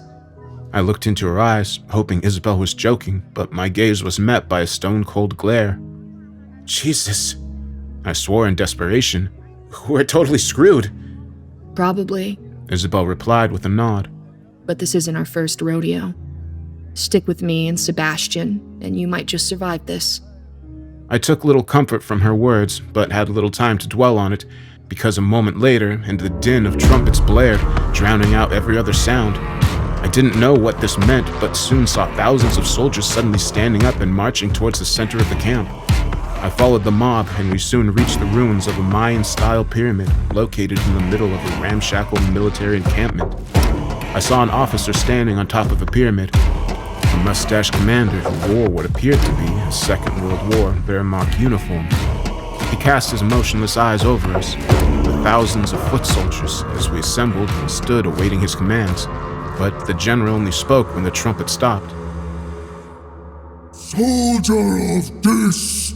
he exclaimed in a booming voice which carried across the void. "Soldiers of Dis! Prepare to honor our glorious leader, Minos the Great, King of the Underworld, and Liberator of the 9 Circles!" A half-hearted cheer went up from the assembled crowd as the soldiers attempted to show some enthusiasm. Meanwhile, I stood in silent, shocked awe, watching as a giant emerged from beneath the ground and took its place atop the pyramid. The giant humanoid stood at least 20 feet tall, towering over the noticeably fearful German general who stood beside him. He took the form of a huge bearded man with cold, analytical eyes, but what drew my attention was the long and thin snake-like tail which wrapped around his body, giving Minos the appearance of a monstrous hybrid between man and serpent. I imagined he could use his vast snake tail to crush a human body, and the malice behind his eyes told me he wouldn't hesitate to do so. I noted how the entire crowd went silent as all looked up at Minos in terrified awe, all awaiting for our leader to speak. When he finally did so, his voice was booming and godlike, probably carrying for miles across the war-torn city. My soldiers, my loyal followers, my children, our time has finally come. We have suffered thousands of years of oppression, cruelty, greed, and incompetent rule under the tyrant Lucifer. But no longer. Today, we begin our journey to liberation, to a new hell that we will reshape in our image. You brave men and women will play a central role in this battle. This company before me will have the honor of seizing the Iron Tower, Satan's final redoubt in our great city. Today, you heroic warriors will achieve a glorious victory, one which will seal your place in Hell's history for all eternity. It was undoubtedly a rousing speech, but Minos' call to battle produced a lukewarm response from the assembled troops, as a few half-hearted cheers went up, but otherwise there was silence. It seemed that Minos' cause held little appeal to these damned foot soldiers. Nevertheless, our godlike leader seemed uncertain as he descended back into the ground, leaving his general to complete our pre-battle briefing. Although, as it turned out, the officer had little to say about the strategy or tactics. All right, soldiers. Your orders are simple. Advance down the Street of Lost Souls and eliminate all opposition. Once you reach the Iron Tower, you'll need to fight your way inside and secure each level one at a time. But remember, whoever survives and secures the top floor will be rewarded with a second chance at life. His final sentence evoked the enthusiasm which Minos' speech lacked, as thousands of soldiers cried out in excitement and joy at the prospect. When the shouting died down, I turned to Isabel in search of an explanation. That's what we're fighting for. Fuck Minos and his crazy rebellion, and fuck Lucifer and this hell. If we make it to the top of that tower, we get reincarnated, sent back to Earth with a new body where we can start over. That's what every one of us desires more than anything. I nodded my head as I finally understood. This war wasn't being fought for us, but it presented a once-in-eternity opportunity to escape from hell and return to the mortal plane where we could correct the mistakes we'd made during our first lives. This was a cause worth fighting for. With our orders delivered, our company surged forward, leaving the encampment and advancing into the city. In truth, we were more like a mob than a disciplined army, and I had no idea who was in command. Instead of an ordered advance, thousands of dead soldiers armed with an assortment of weapons piled down the narrow avenues and twisted alleyways of Dis, with the crimson sky above us and the sound of distant battles and disembodied screams in our ears. We continued our chaotic invasion despite the stifling heat until our disorganized force pushed through a barricade, climbing over the barriers and past a collection of bizarre orc-like creatures with thick, leathery skin. There were dozens of them in total, each one facing forwards and manning heavy machine guns aimed out towards a seemingly empty avenue. I glared suspiciously at the ugly and heavily armed creatures, whispering in Isabel's ear once we passed them. How come those freaks have heavy weapons? I swore the woman winced before she answered under her breath. You'll see soon enough. Shortly after crossing the barricade, we reached what I guessed was the aforementioned Street of Lost Souls, a wild avenue with tall stone houses on each side. I looked up to the darkened windows and high rooftops, soon realizing we were very vulnerable to ambush, but my comrades seemed unconcerned about the potential threat, and our advance continued unabated. At the far end of the long street was our objective, the so-called Iron Tower of Dis. The ugly metal structure dominated the skyline, towering above every building and casting a vast shadow over the vile street. I noted how the tower was surrounded by a high stone wall with thick metal gates that remained firmly shut. We had no siege weapons that I could see, so I was left to wonder how we would get inside, but this was a problem for later, because all hell was about to break loose on the street. I froze when I saw movement out of the corner of my eye, turning in time to see a glimpse of a dark shadow darting across the rooftops above me. Soon there were others, their darkened figures appearing in the windows all around us. And then the first arrow was shot. Its tip set alight for deadly effect. I could only watch in impotent horror as the projectile struck the chest of a man in front of me and set his body on fire. The soldier screamed in agony as the flames engulfed him, and many more flaming arrows soon followed as shadowy archers emerged from the windows and rooftops, firing down upon us as if we were fish in a barrel. "Ambush!" came the cry. I cursed, taking no satisfaction from the fact that I'd predicted this development, instead wondering why this had been allowed to happen at all. Worse still, I had no means of fighting back and could only use my shield to parry the arrows whilst I took cover. I saw Isabel and Sebastian both drop down on one knee, cynically but effectively using the burning bodies of their comrades to cover as they returned fire towards the buildings. My eyes scanned the street as I witnessed multiple soldiers struck down, their bodies burning fiercely as they squirmed in total agony on the cobblestone streets. Some attempted to flee back towards the camp, and that's when the machine guns started firing, adding to the noisy chaos as they cut down the retreating troops. It seemed this was the purpose of the orcish monsters we'd observed at the barricade. Their ruthless elimination of the deserters meant we had only two choices: stand and die, or fight our way forward. I acted quickly, staying low as I grabbed a discarded rifle from the road, loading it and joining my comrades as I fired upon the upper windows. Our force took horrific casualties, but by sheer strength of numbers, we succeeded in fending off the attack, firing upon the archers until they all either fell or withdrew. I breathed a sigh of relief, but there was little to celebrate, as dozens were either burnt to a crisp or riddled with arrows. Either way, there was nothing we could do for them now, and so we ignored their screams and moved on. The advance was more cautious now, as the survivors of the first attack were understandably paranoid, glancing up at the stone houses on either side as we expected a further assault at any moment. We'd marched for a few hundred yards, leaving the carnage and screaming soldiers behind us as we approached the fortifications surrounding the Iron Tower.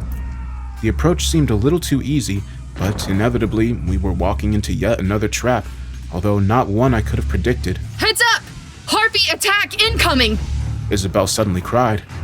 In a panic, I looked up into the blood-red sky in time to see dozens of black dots soaring through the air, winged creatures growing larger as they descended upon us, our ears filled with the high-pitched shrieking of the hellish beasts. I saw the first wave just moments before their aerial assault.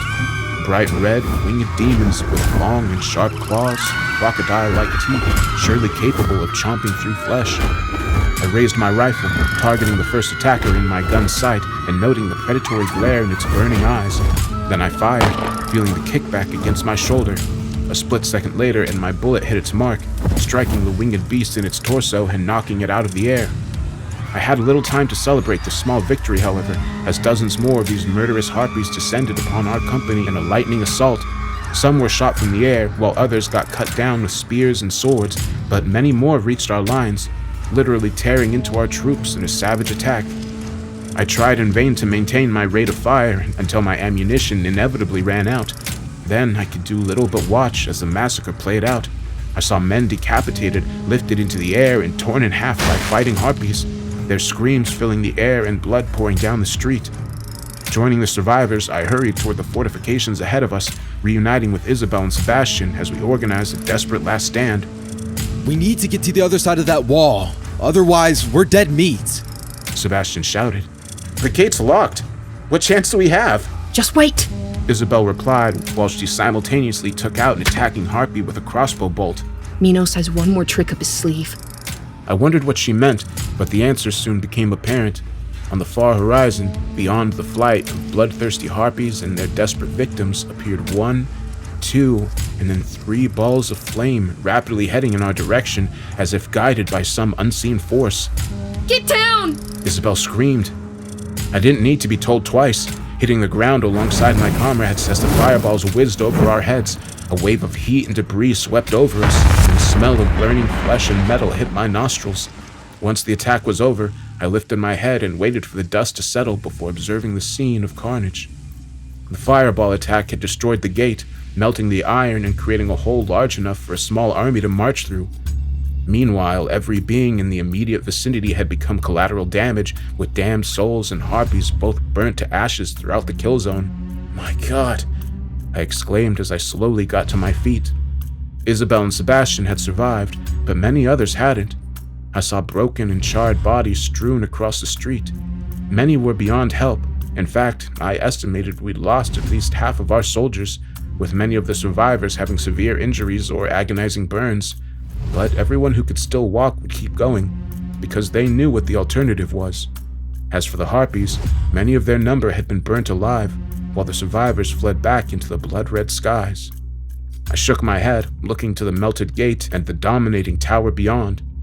This was our objective, and a great prize awaited whoever could make it to the top, but I felt a cold foreboding as I looked up at the cold, dark metal structure, sensing that a great evil dwelt inside. Isabel surely picked up on my apprehension, walking over to my side and placing a firm hand on my shoulder. It's fucking terrifying, isn't it? I shook my head, not quite knowing how to respond. I thought it would be better defended. I eventually said, It doesn't need to be.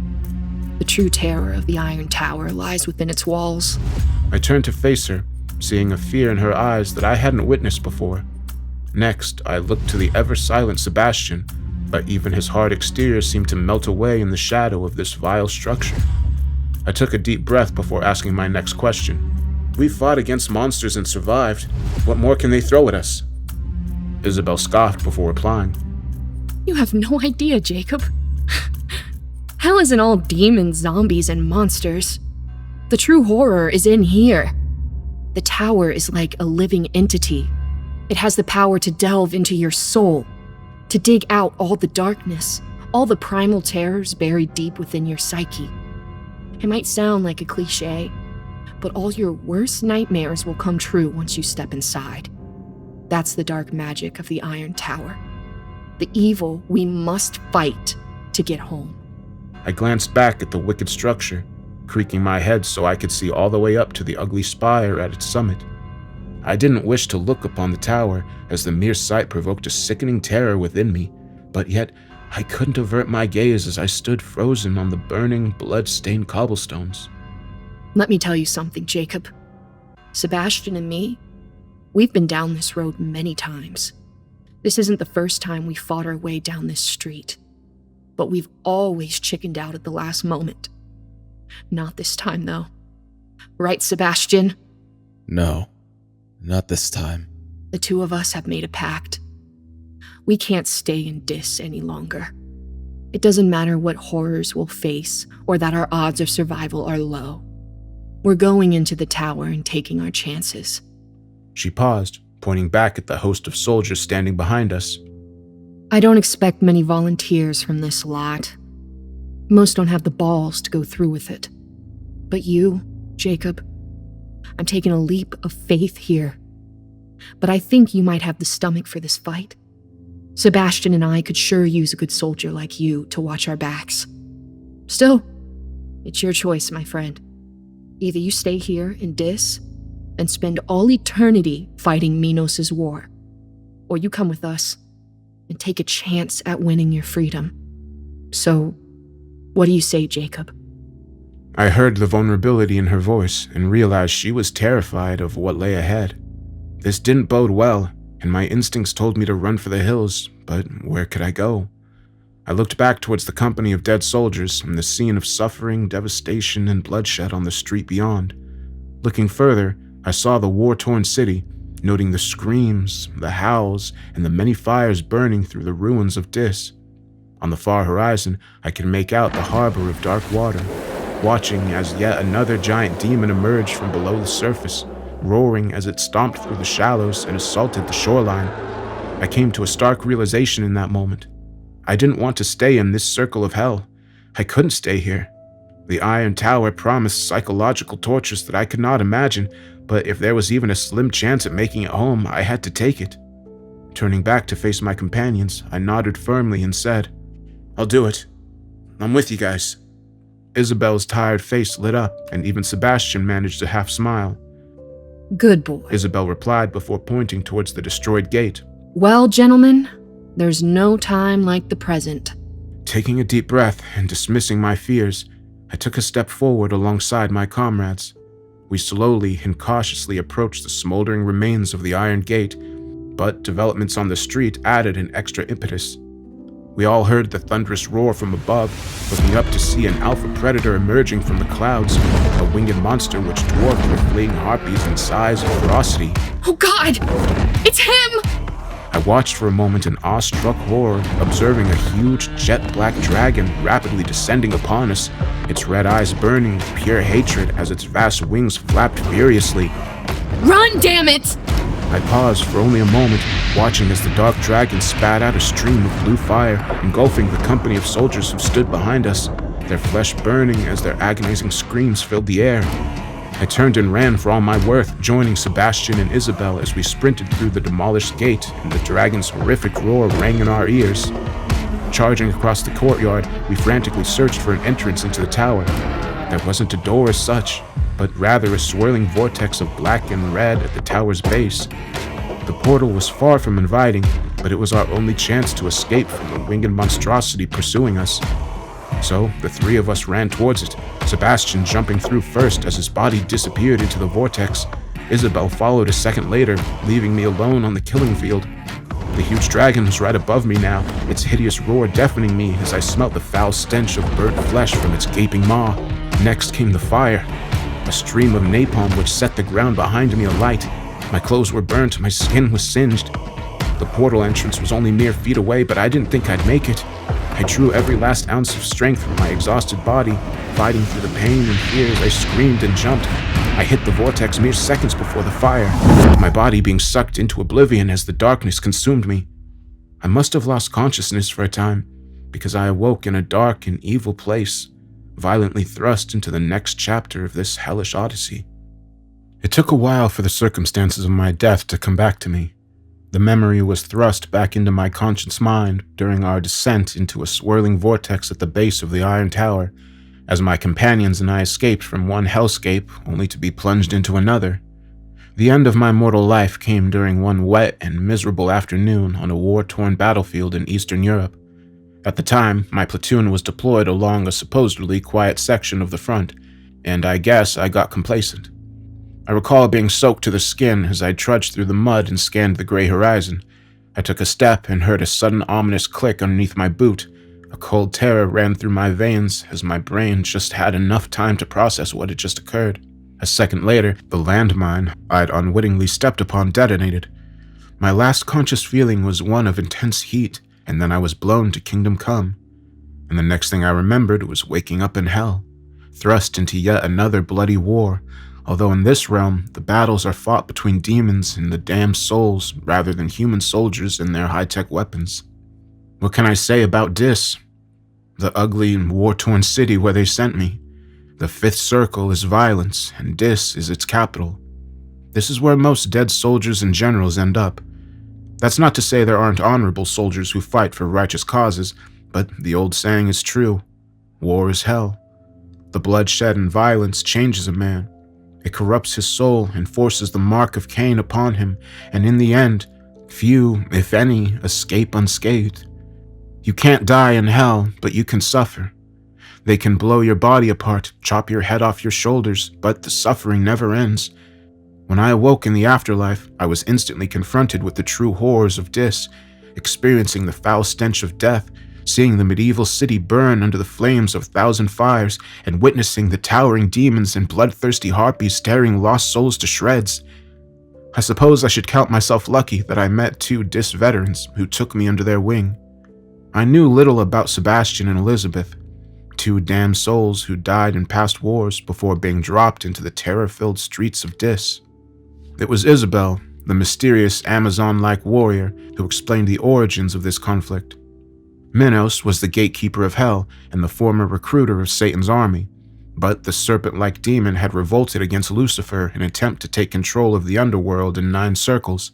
We were conscript in Minos' ramshackle army, essentially serving as cannon fodder in the vicious cycle for control of Dis. The press gang souls we served alongside had little loyalty to Minos or his cause. They fought for one reason only: the chance of freedom. Our demonic overlord had made a promise to his soldiers. More than anything, Minos wanted control over the Iron Tower, the tall and dominating monolith which was the key to the entire 5th circle. If we could capture the tower and reach its summit, our master would give us a second chance at life and facilitate our return to the mortal plane. As far as we were concerned, this was a prize worth fighting for. But, of course, there was a price to pay, and it was a heavy one. The 3 of us literally leapt into the vortex which marked the entrance to the Iron Tower as our former comrades burnt in an unholy fire behind us. I must have lost consciousness during the chaotic transition because I awoke on a cold floor within a dark, windowless chamber, dimly lit by torches burning on the black and featureless walls. My companions were standing above me, Sebastian with his huge bulking frame blocking out the dim light, remaining silent as always as he looked down upon me with piercing eyes. To his right was Isabel, a thin smile on her dry lips as she no doubt planned to say something clever and sarcastic. The woman exerted confidence, on the surface at least, but in reality, I could see fear behind her wide eyes. Sebastian offered me a hand and helped me to my feet, while Isabel whispered in my ear, Welcome to the Iron Tower, Jacob. Now the real fun begins. I ignored her attempt at humor as I surveyed our grim surroundings. The darkened chamber was small and tight, appearing to be an entryway to whatever lay inside the twisted tower. I noted the steel doors ahead of us, marked by strange and disturbing symbols. From the other side of the door, we could hear muffled sounds of a deep voice which seemed to be leading some kind of prayer. The heavy door was shut, and I didn't want to imagine what was occurring in the next room, but the door was the only way out of the chamber we currently occupied, and we had to move forward. All 3 of us were experienced warriors, but we'd expended the ammunition for our firearms and crossbow during the fighting out in the street, and so only carried bladed weapons. Once I was on my feet, I stood shoulder to shoulder with my companions, sharing a look of steadfast determination as we stepped forward together. We stand and fight together, no matter what, said Isabel as she reached out for the ivory handle and slowly pushed the heavy door open. We entered a large chamber, still dimly lit and consisting of 4 windowless walls of cold iron. Although I noted the walls were adorned with hellish imagery, crude images of demons and monsters which appeared to be painted in blood. In the center of the vast chamber stood a group of humanoid figures dressed in dark red robes and with inverted crosses hanging from their necks. They had hoods covering their heads, and I couldn't see their faces in the darkness, but I noted how they were standing in a circle around a blood-red pentagram painted upon the metal floor. Behind the circle of robed cultists was a white altar, which appeared to be constructed from assorted bones and skulls, and upon the altar stood who I assumed was the cult's leader. A tall, thin, and bald man with ghostly pale skin and intense, bug-like eyes. He initially ignored our presence in his chamber as the 3 of us simply stood in the doorway, watching and listening as whatever twisted ceremony they were performing proceeded unopposed. When the cult leader spoke, his voice was high-pitched and chilling. Disciples of the Dark Lord, we face a great challenge at this time. War has come to our Lord's unholy kingdom, and the arch-traitor is laying siege to our most twisted and wretched stronghold. But we will not abandon our faith, even as the most horrid beams of light invade our darkest places. We, the loyal servants of Lucifer, must stand tall and make the sacrifices we need to obtain victory. He paused, turning his head and shouting to yet unseen cultists behind him. Guards, bring out the prisoner. We continued to watch in shock and awe as a pair of robed cultists emerged from the shadows, dragging a naked and emaciated prisoner along the ground behind them. Once they came closer, I noticed how their prisoner bore the signs of torture on his damaged body, with deep scars and broken bones clearly visible. I also noted how he didn't fight or scream as they dragged him out. I guess the poor bastard was so beaten down and defeated that he could no longer resist. I was sickened by the display and instinctively stepped forward to intervene, but it was Sebastian who stopped me as he placed a firm hand on my arm and shook his head as a warning. The pair of cultists dragged their victim into the center of a pentagram, unceremoniously dumping his frail body onto the cold metal floor before joining the circle of cultists which surrounded him. Our Lord of Darkness, we offer this sacrifice in humility and fear. May his impure blood give you strength to crush your enemies and restore your absolute power over the 9 circles. The naked man in the circle looked up in that moment.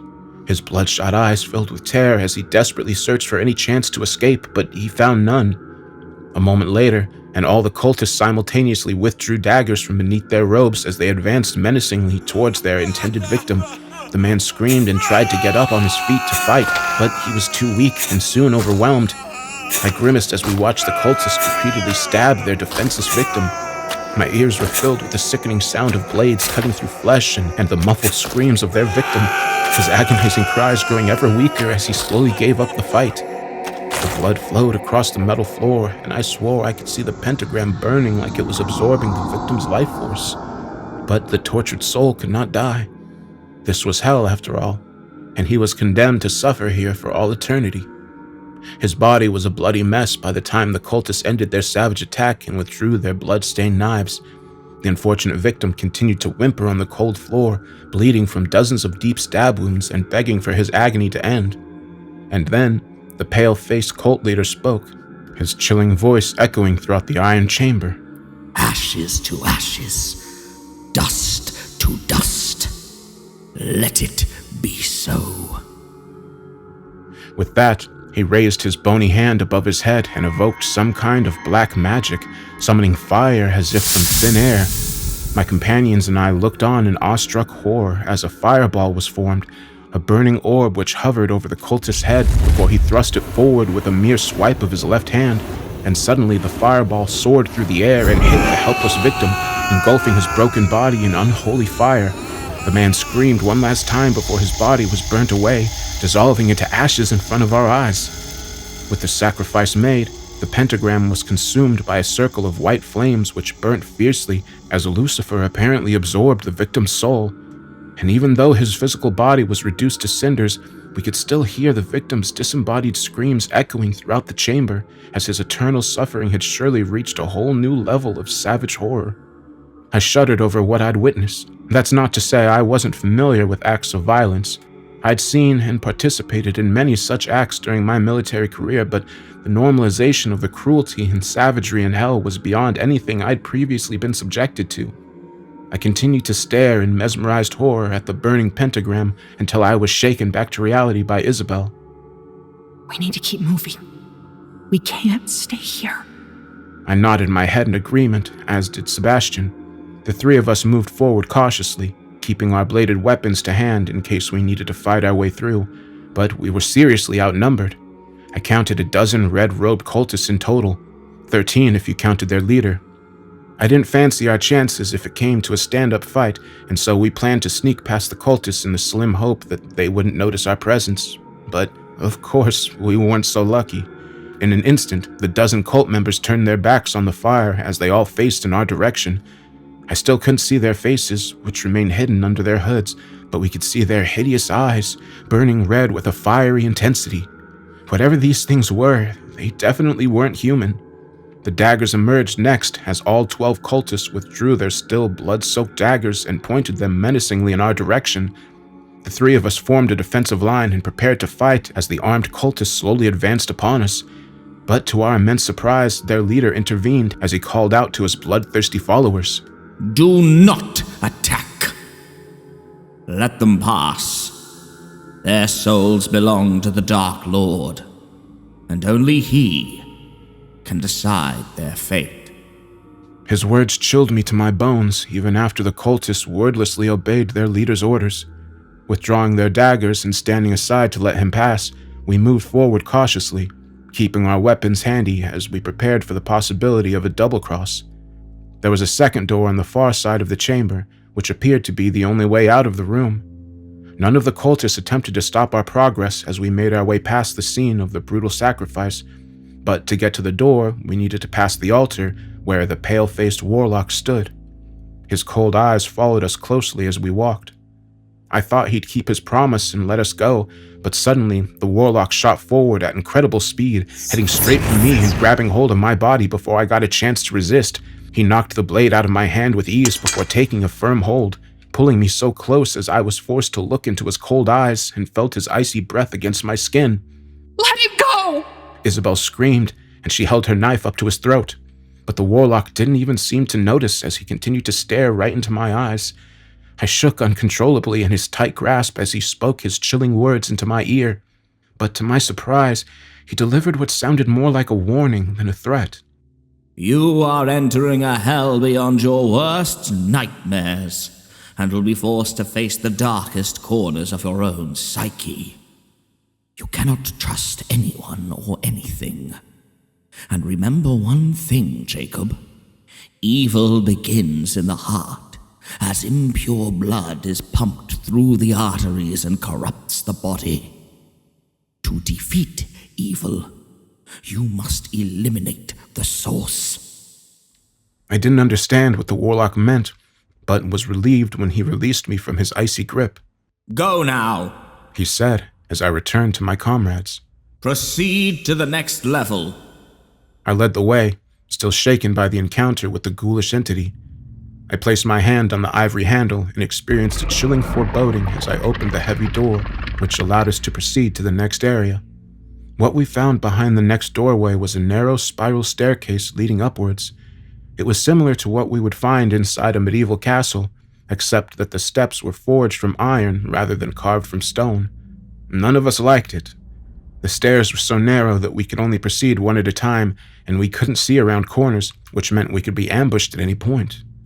The staircase seemed like a death trap, but what choice did we have? None of us wished to return to the previous chamber to face those bloodthirsty cultists and their demonic leader, so after a short discussion, we decided to ascend. Sebastian led the way up the spiral stairs. He was the strongest, and so best placed to defend our small party from a sudden attack. Meanwhile, Isabel walked in the middle while I took up the rear. I don't know how many steps we climbed in our ascent. I lost count. All I know is that I was soon exhausted and disorientated. I think my companions were also tired and frustrated, and we weren't fully alert when the attack finally came. Sebastian let out a sharp cry, raising his machete to counter the swing of his enemy's blade. I heard the distinctive sound of steel striking steel and saw what looked like a medieval knight on the staircase attacking Sebastian with a short sword. The attacker wore a full suit of black armor with an inverted cross emblazoned on his chest plate. He wore a helmet which covered his face, but I could see his eyes through the visor, eyes which burnt a demonic red. He screeched like a banshee as he swung his sword, and Sebastian struggled to defend himself as he desperately parried the attacks. Unfortunately, both Isabel and I were unable to help our comrade because the staircase was too narrow, but I would have problems of my own before too long. I heard the heavy stomping of footsteps behind me, turning just in time to confront a second attacker. Yet another dark knight charged up the stairs toward me. He was clad in the same black armor and seemed identical to the first attacker. His red eyes burned with fiery intensity, and he let out a hellish wail before thrashing out with his sword. I reacted on instinct, using my own blade to block the attacker's sword, but the sheer force of the attack knocked me off my feet, and I tripped on the steps. The fiendish knight continued his assault, attacking with his blade as he struggled to parry the hard blows. I don't know if I would have lasted much longer, but thankfully Isabel came to my rescue. I remained on the ground as she thrust out her knife, stabbing the knife in his throat after expertly finding the gap between his body armor and helmet. A moment later, Isabel kicked out and sent the knight tumbling down the metal staircase. While this was happening, Sebastian gained the upper hand over the first knight, using his machete to saw through the enemy's neck. Our comrade made good use of his brute strength and cut through the flesh and bone until he severed the knight's head completely. Next, Sebastian calmly lifted the severed head and held it aloft. To my horror, I noticed how the knight's red eyes were still burning as they looked down upon us, but Sebastian wasted no time before he tossed the head down the stairs, and it bounced off the iron steps before disappearing from sight. Jesus Christ! I swore in shock after the savage assault. Jesus didn't save your ass. I did. Was Isabel's cynical reply. Now get back on your feet, soldier. I nodded my head as I got back up to my feet and lifted my blade. Isabel's warning was clear to me. I knew both she and Sebastian were determined to reach the tower's summit, and they wouldn't hesitate to leave me behind if I slowed them down. The last thing I wanted was to be left alone in this hellscape to face the horrors which inhabited it. We proceeded up the staircase, stepping over the knight's beheaded body whilst Isabel took his sword. We didn't know where the steps would end and expected a further ambush at any moment, but miraculously, we soon reached the top of the staircase and were confronted by yet another steel door with an ivory handle. Both Isabel and I held back, staring at each other as if we shared a mutual feeling of dread at whatever lay on the far side.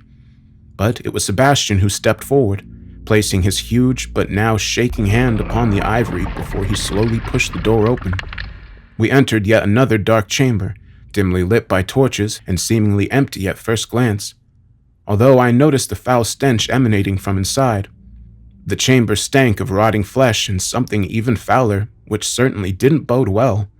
Sebastian walked out first, and it quickly became apparent that something wasn't right.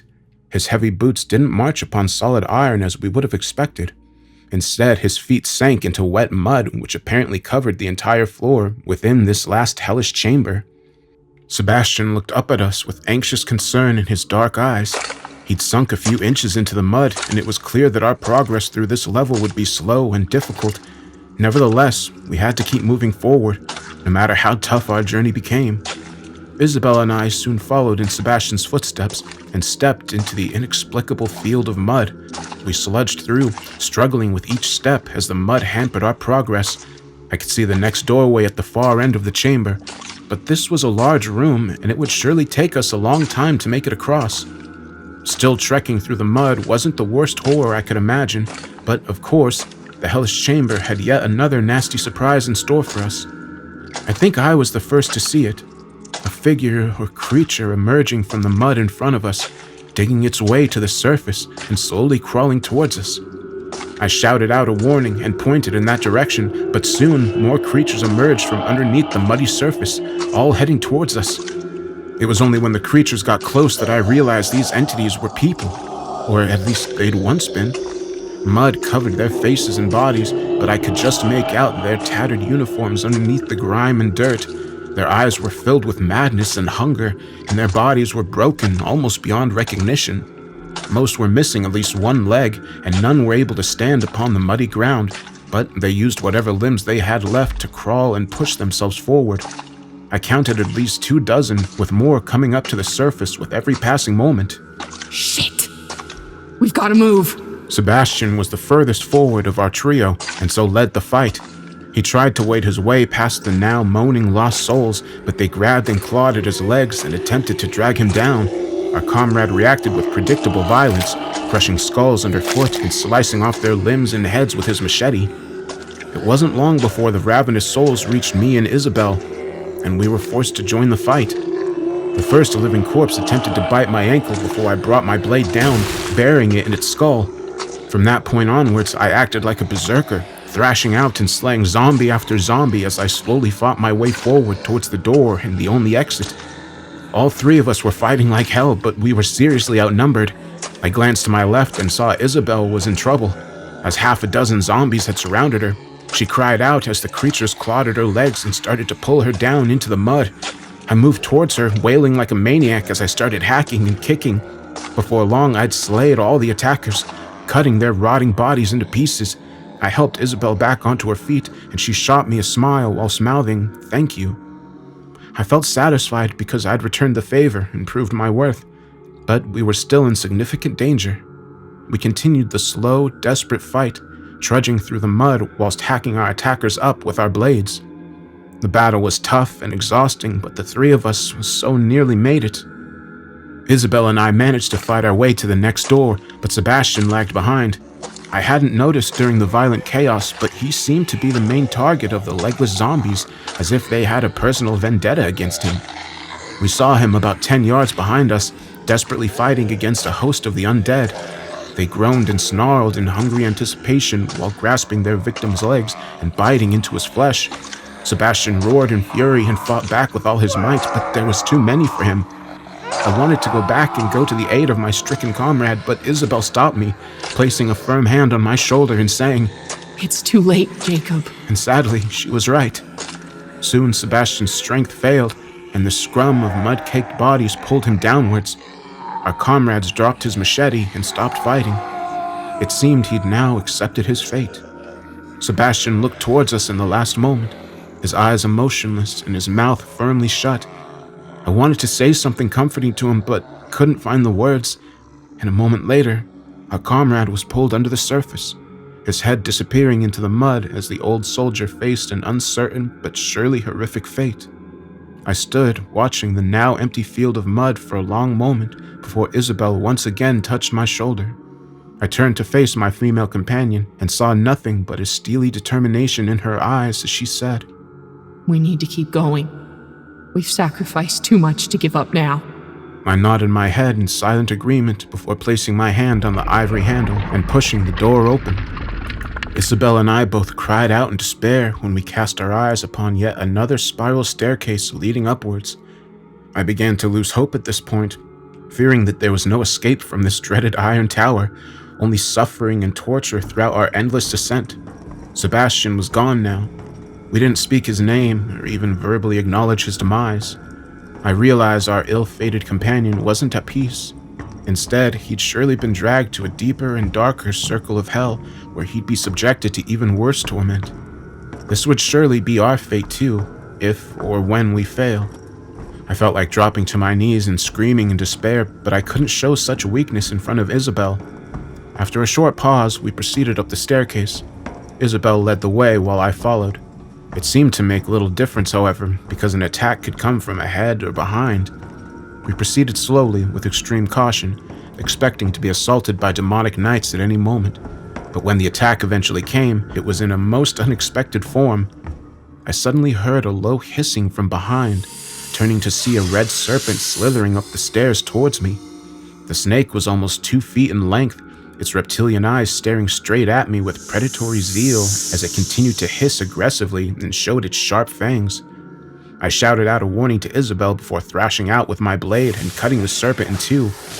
My victory was short-lived, however, as a moment later I was assaulted by a host of multicolored snakes which slithered over each other and up the staircase. The foul hissing was now near deafening, and I saw venom dripping from their fangs as their yellow eyes focused upon me. Isabel could not help because the staircase was too narrow for 2 people to fight side by side, and so I had to defend myself, desperately lashing out with my blade in a righteous fury. I culled snake after snake in a frenzied battle, and soon the steps were covered in their blood and guts, as the severed snake bodies continued to squirm and slither in a macabre display. I thought I had the vermin beaten, but one plucky serpent managed to get through my defenses and launch a vicious attack before I could react. The creature plunged its fangs deep into my flesh, causing me to scream in agony as I thrashed out to chop the snake in half. Next, I fell onto the steps as I grabbed hold of the serpent's head and tore it from my flesh, prompting another spike of pain. Fearfully, I looked down at the ghastly bite wound in my leg and soon felt nauseous. I swore I could feel the serpent's poison coursing through my veins, slowly corrupting every part of my body and inducing horrific pain within me. I screamed again as my brain struggled to process the agony, and for a moment I thought I'd black out. But in an instant, Isabel was at my side, shaking me vigorously before slapping me hard across the face. Damn it, Jacob! The venom can't kill you. You know this! It's going to hurt like hell, but you can't lose consciousness. Believe me, you don't want to give up now. You'll regret it for all eternity. I listened to her advice, somehow managing to stay conscious and get up on my shaking feet. My bad leg was going numb, and so Isabel had to support me as we struggled up the remaining steps before reaching the next door of cold steel. The chamber we entered was unremarkable at first glance. It was dimly lit and typically austere and featureless, but at least my nostrils weren't assaulted by a foul stench, and when we walked on the ground, it was solid. I was still in great pain, however, so not fully aware of my surroundings or the potential threats within.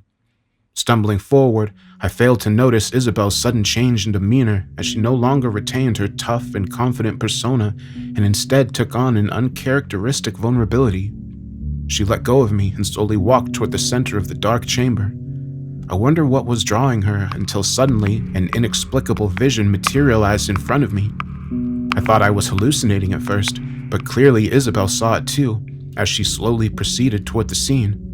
What we saw was a representation of a child's bedroom, complete with a bed, cuddle toys, and cheap plywood furniture. The room looked entirely out of place in this hellish chamber, as did the young girl who sat upon the bed, humming to herself as she combed her doll's hair. The kid could only have been 8 or 9, her dark hair hanging long and her hazel eyes shining with a childish innocence. The girl looked familiar to me, but I couldn't quite place her. She was obviously entirely oblivious to our presence, like we were outsiders secretly observing her private world.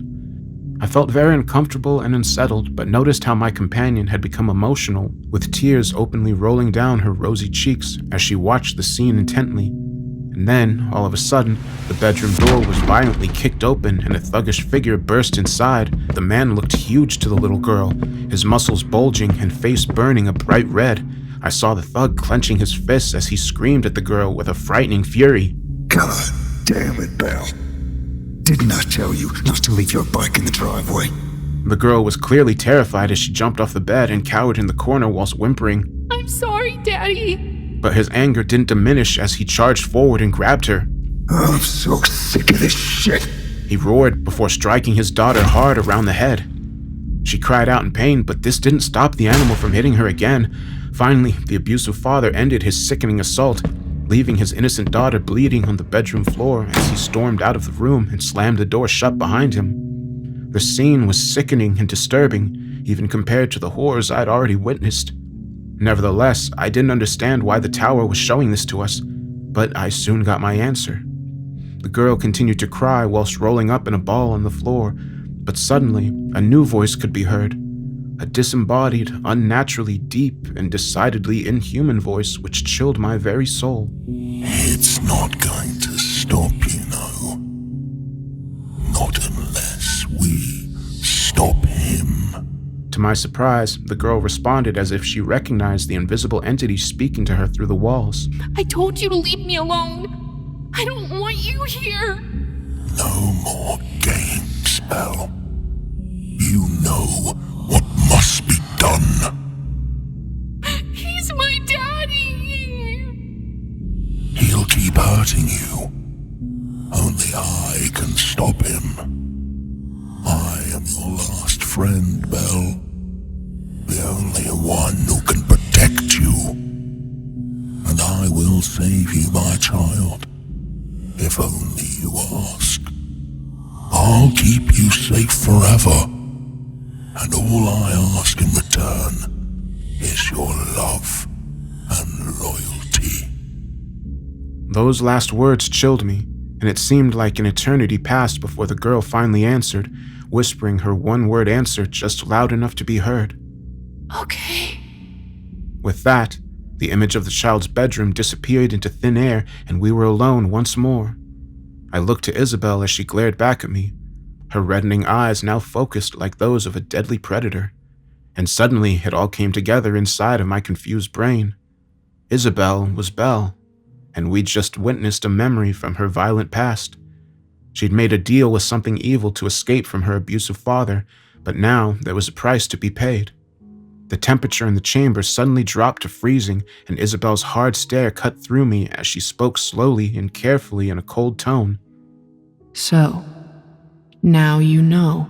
She began. My jaw dropped as I struggled to find the words to reply. What did you do, Isabel?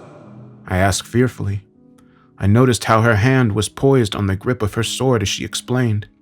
The Dark Lord saved me from that abusive asshole.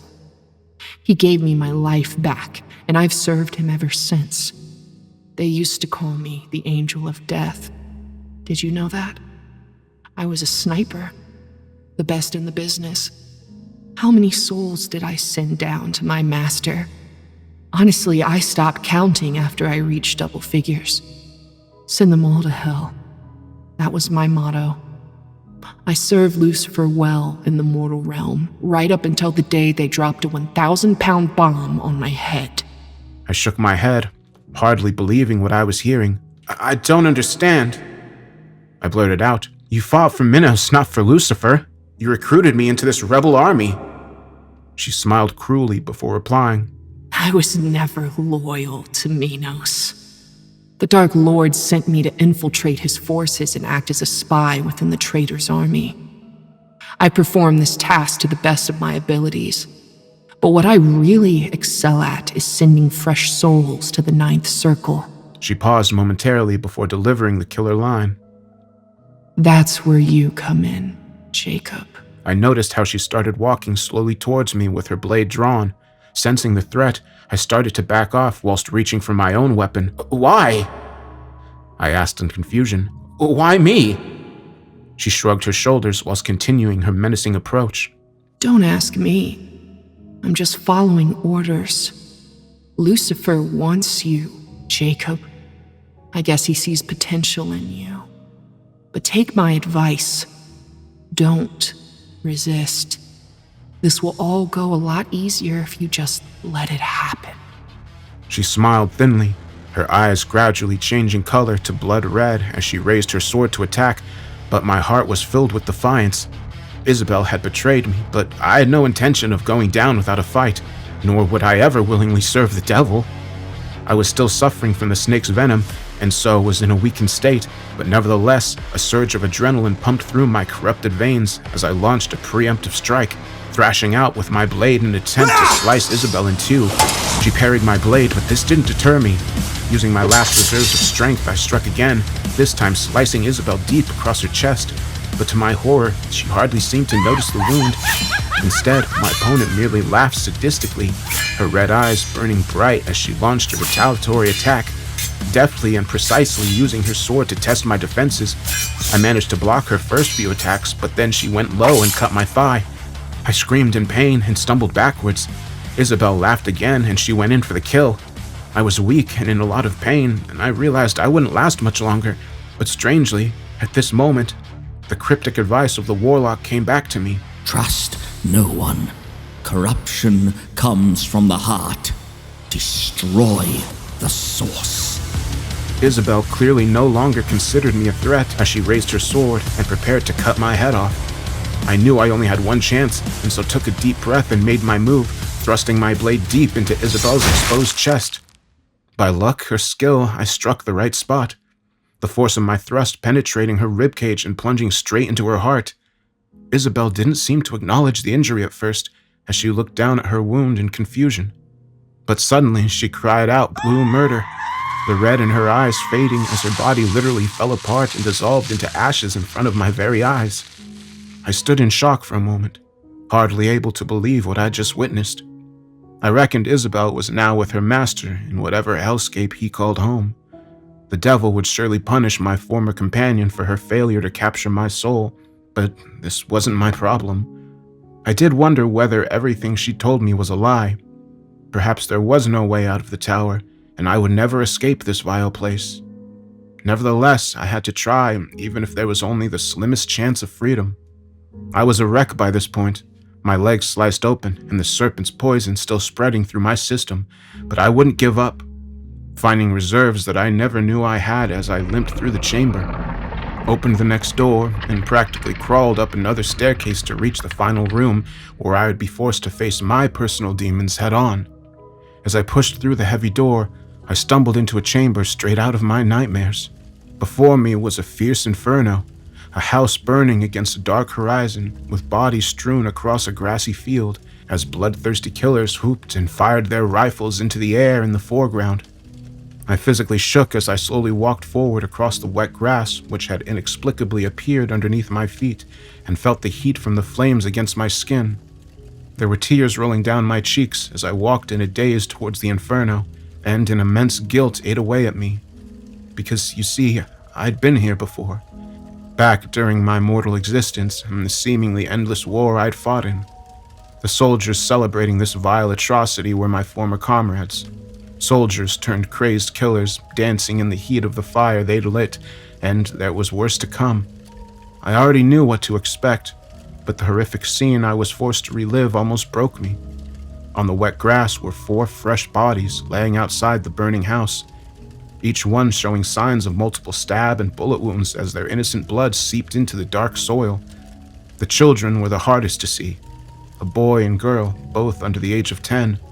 I assumed they were brother and sister, once full of life and hope, but now lying dead in the dirt, their lifeless eyes staring up at the stars above. Their mother lay beside them, her dress ripped and body exposed. Her mouth was frozen in a horrifying death scream, and I knew she'd seen her children butchered before they finished her off. The last body was that of a white-haired elderly woman, all clad in black. Presumably, she was the children's grandmother, and she'd been shot through the heart.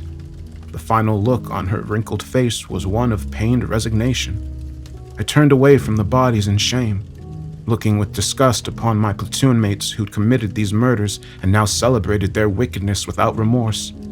I realized then why the tower was showing me this horror from my past.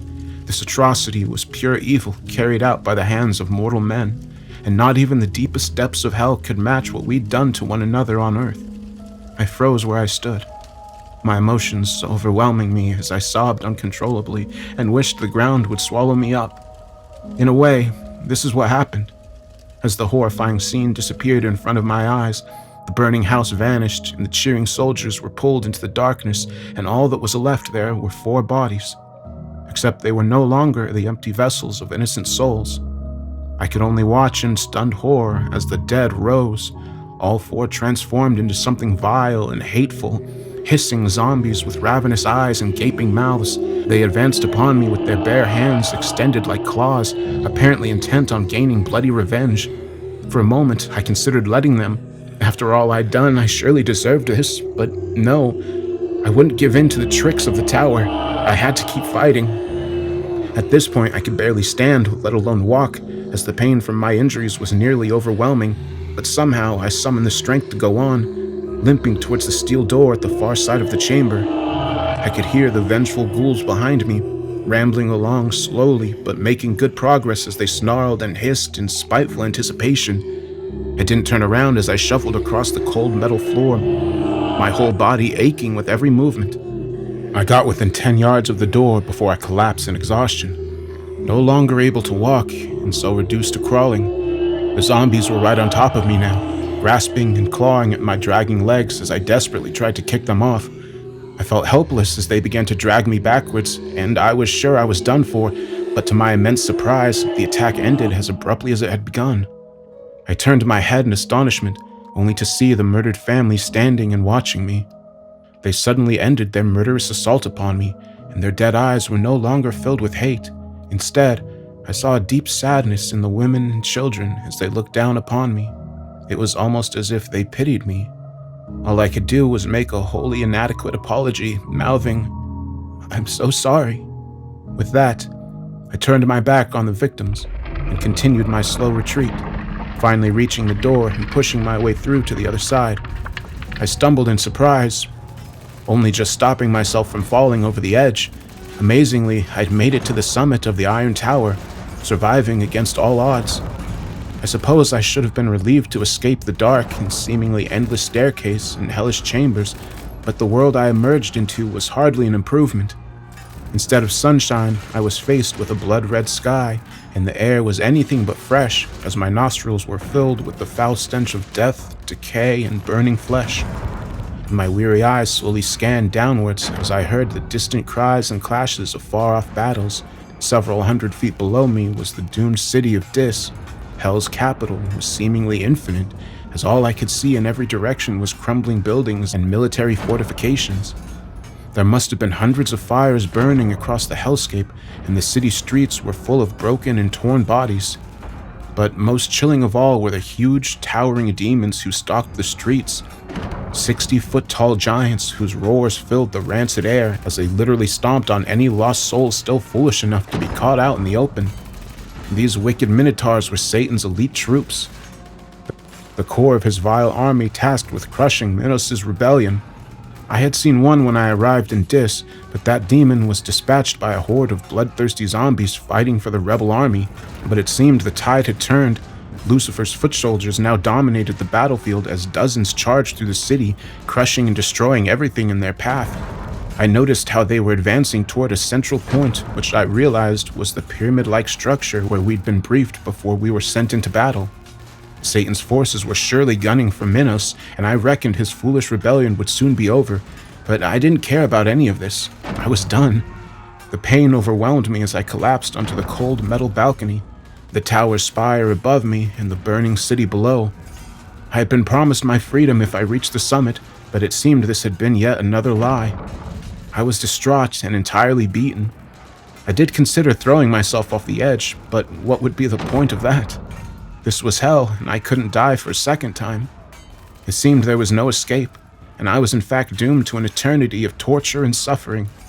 But suddenly I spotted something in the corner of my eye, a winged creature descending from the crimson sky above. At first it was little more than a dot on the horizon, but the flying entity was coming ever closer and evidently heading straight for me.